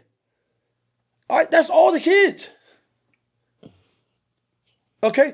Again, only like 4 or 5 of them played in every game. Mm-hmm. The rest of them, all this notion that we brought all these great kids, they were JV players. Right. And yeah, when you think about, you're right. They were JV players. We know who the starters were. If you seen us play, right, you know who the starters were the year before. Right. One of them was ineligible from the beginning. Yep, I already know who you're talking about. All right. So you know who was out there. This whole notion like we had a team full of transfers and that didn't happen. That's what I've been trying to tell people. I was like, wait a minute, if you actually looking at it, I'm like, well, the main person you saw was him, and him. Right. Okay. You're right. And then the main one didn't even play start of the season. I was like, okay. So again, they didn't even play. So all of them didn't play. So where's the super team? And we still only had 4 people, first team all district, on offense and 4 on defense. So why were you complaining about us having this great, unbeatable team, but then you voted that we just as the same as everybody else, which I'm okay with. Right. But it don't add up. It doesn't make sense, man. And again, the other part of that, like you said, man, these people that they lie about this transfer number, right? Because what happened, they said 28 kids left Freedom. They did. But 28 didn't come here. Right. Only 14 did that. And those families did that on their own. They never talked to Coach O about it. They made a decision that I wasn't aware of. Nobody was coming to no workout before they was a student. None of that. All that stuff is stuff people made up. Now, the other thing about the transfers, all right, let's talk. Email was sent, I told you. BJ Sills sent an email, said all the kids on the football MEL were eligible. There will be no penalty for them playing other sports. Hold on, make it make sense. All right, so what was done wrong? Why did you penalize football? If you're saying they can run track, they can do wrestling, they can play basketball. I'm a penalized football team. All right. Well, we're going to penalize. We're not going to penalize. No, their words were we're not going to penalize the other sports for football. But we're going to take it out on. All right, but let's check this out though. The original issue with the VHSL was because of track. We talked about that. So the kids participated in track, and this is something that nobody knew, or Fritz didn't know. They needed to go through like some exception 13 thing, which really, if you look at it in hindsight, all of them end up being eligible for track 2. They just weren't at the time, but nobody knew that. Okay. So they still got eligible. Like he just said in writing, it's an email, all the kids on the football MEL are eligible. All of them. Wow. So you don't penalize track. You penalize football. You write in your thing to the court. This is facts, people. They said by allowing the kids to run track, it encouraged other students to transfer. Now, hence, no students transferred after track. All right, so listen, you're penalizing football because of track. You're not penalizing anybody else because of football. So somebody please tell me and make it make sense. I told y'all this was going to be good. You know what I'm saying? Make it make sense. All right. You penalize football because you feel like they use track to encourage transfers. Nobody transferred, FYI, after track season. But then you just put in writing last week that there'll be no penalty, barring no information. They did say, as long as no new information comes out, which it won't. I mean, again, I guess they, whatever. But you just said there'll be no penalties for no other sports. for kids playing basketball, baseball, soccer, track, wrestling. So what, again, I ask you, what did we do wrong? No prophesizing. The kids are eligible. They've been checked, discriminated against more than anybody in the history of Virginia High School League. Facts. And they still eligible. What took place that was wrong? Right? And no, you're wrong. The VHSL is still trying to keep a ban on this. But Are again, they really? They trying to, yeah. So again, the parents will handle that necessarily. But again, where's the integrity? If you went to court and a judge at the third highest power court in the nation said you broke your own rules, they still say, we don't care. We still gonna try. We still gonna ban them. So who's not operating with integrity? Why does everybody in the Facebook world think that the VHSL is the only ones operating with integrity? Y'all think the judge care about Coach O? Y'all think Cynthia Hudson, the former attorney general who did this? Y'all think Dr. Reed, the superintendent who looked into this, care about Coach O? No. These people put their jobs on the line. They ain't do no favors for me. But they paid attention to the facts. Everybody else paid attention to the feelings. Yep. Now, I feel like somewhere along the line, people in central office let the feelings start to cloud them too. Yep. They got tired of fighting for. Yeah, we got to do it this way. We got to do it this way. Again, always looking out for other people's feelings. Not our kids, not our school, not our people in the building, nothing. So, again, like you said, man, people taking tickets, and you got to listen to people come in and say cheaters and stuff, disrespectful at the ticket taker. Right. You know what I'm saying? Like, you know, I'm sitting in my office last week, it's wrestling, and I wanted to go outside and tackle whoever said it, but somebody walked by and was like, oh, yeah, they saw the football. They was like, that's where the cheating take place. I was like, man, these people throwing me off, man. But again, we just said it, Lee. What happened? Everybody was eligible. Mm-hmm. You didn't say Coach O recruited or prophesized. You tried to when we went to court. You tried to say at least one. Come on, man. He did at least one. But before that, you said we use track to encourage it. Mm-hmm. So you didn't say I did it. So all you people in the fake world that keep saying I did this, what? What did I do? And nobody can pinpoint it. What happened? And again, all the kids eligible, man. So at the end of the day, truthfully, this was a matter of abuse of power and not by us. Right. And Clearly. we got caught in some type of political stuff in Northern Virginia, point blank, period. And again, man, forget feelings. Go look at the facts. Like for yourself, the court documents, go look at it. It got sworn affidavits from families, from coaches, from everybody stating the truth. Sworn in under oath. Not just some newspaper, tabloid paper. Sworn in under oath. Mm-hmm. So again, man, anytime you want to know the facts, always, man, come to lead BallinVA. Like you said, uncensored, man. The truth is the truth. And if you in your feelings too much that you can't see the facts, that's shame on you. Because at the end of the day, there is no facts saying anybody did anything wrong. Just a bunch of feelings. What do y'all got to say? Did I lie? Did I lie? Did I not tell y'all this will be interesting? Man. Last but not least, man, everybody like, subscribe, share. Y'all already know. Keep, ain't nobody gonna touch me, but make sure you share, like, hit that like button, subscribe, shout out. Again, man, to the studio, always professional, always set up. Man, again, like you said, nothing but love every time I come down here. Shout out my man, Hard Grind. You know it. And we out. I appreciate y'all watching the episode again today, y'all. Go over, make sure that y'all check out my man, rickstockel.com for any of your home buying needs. Appreciate it. Thanks again.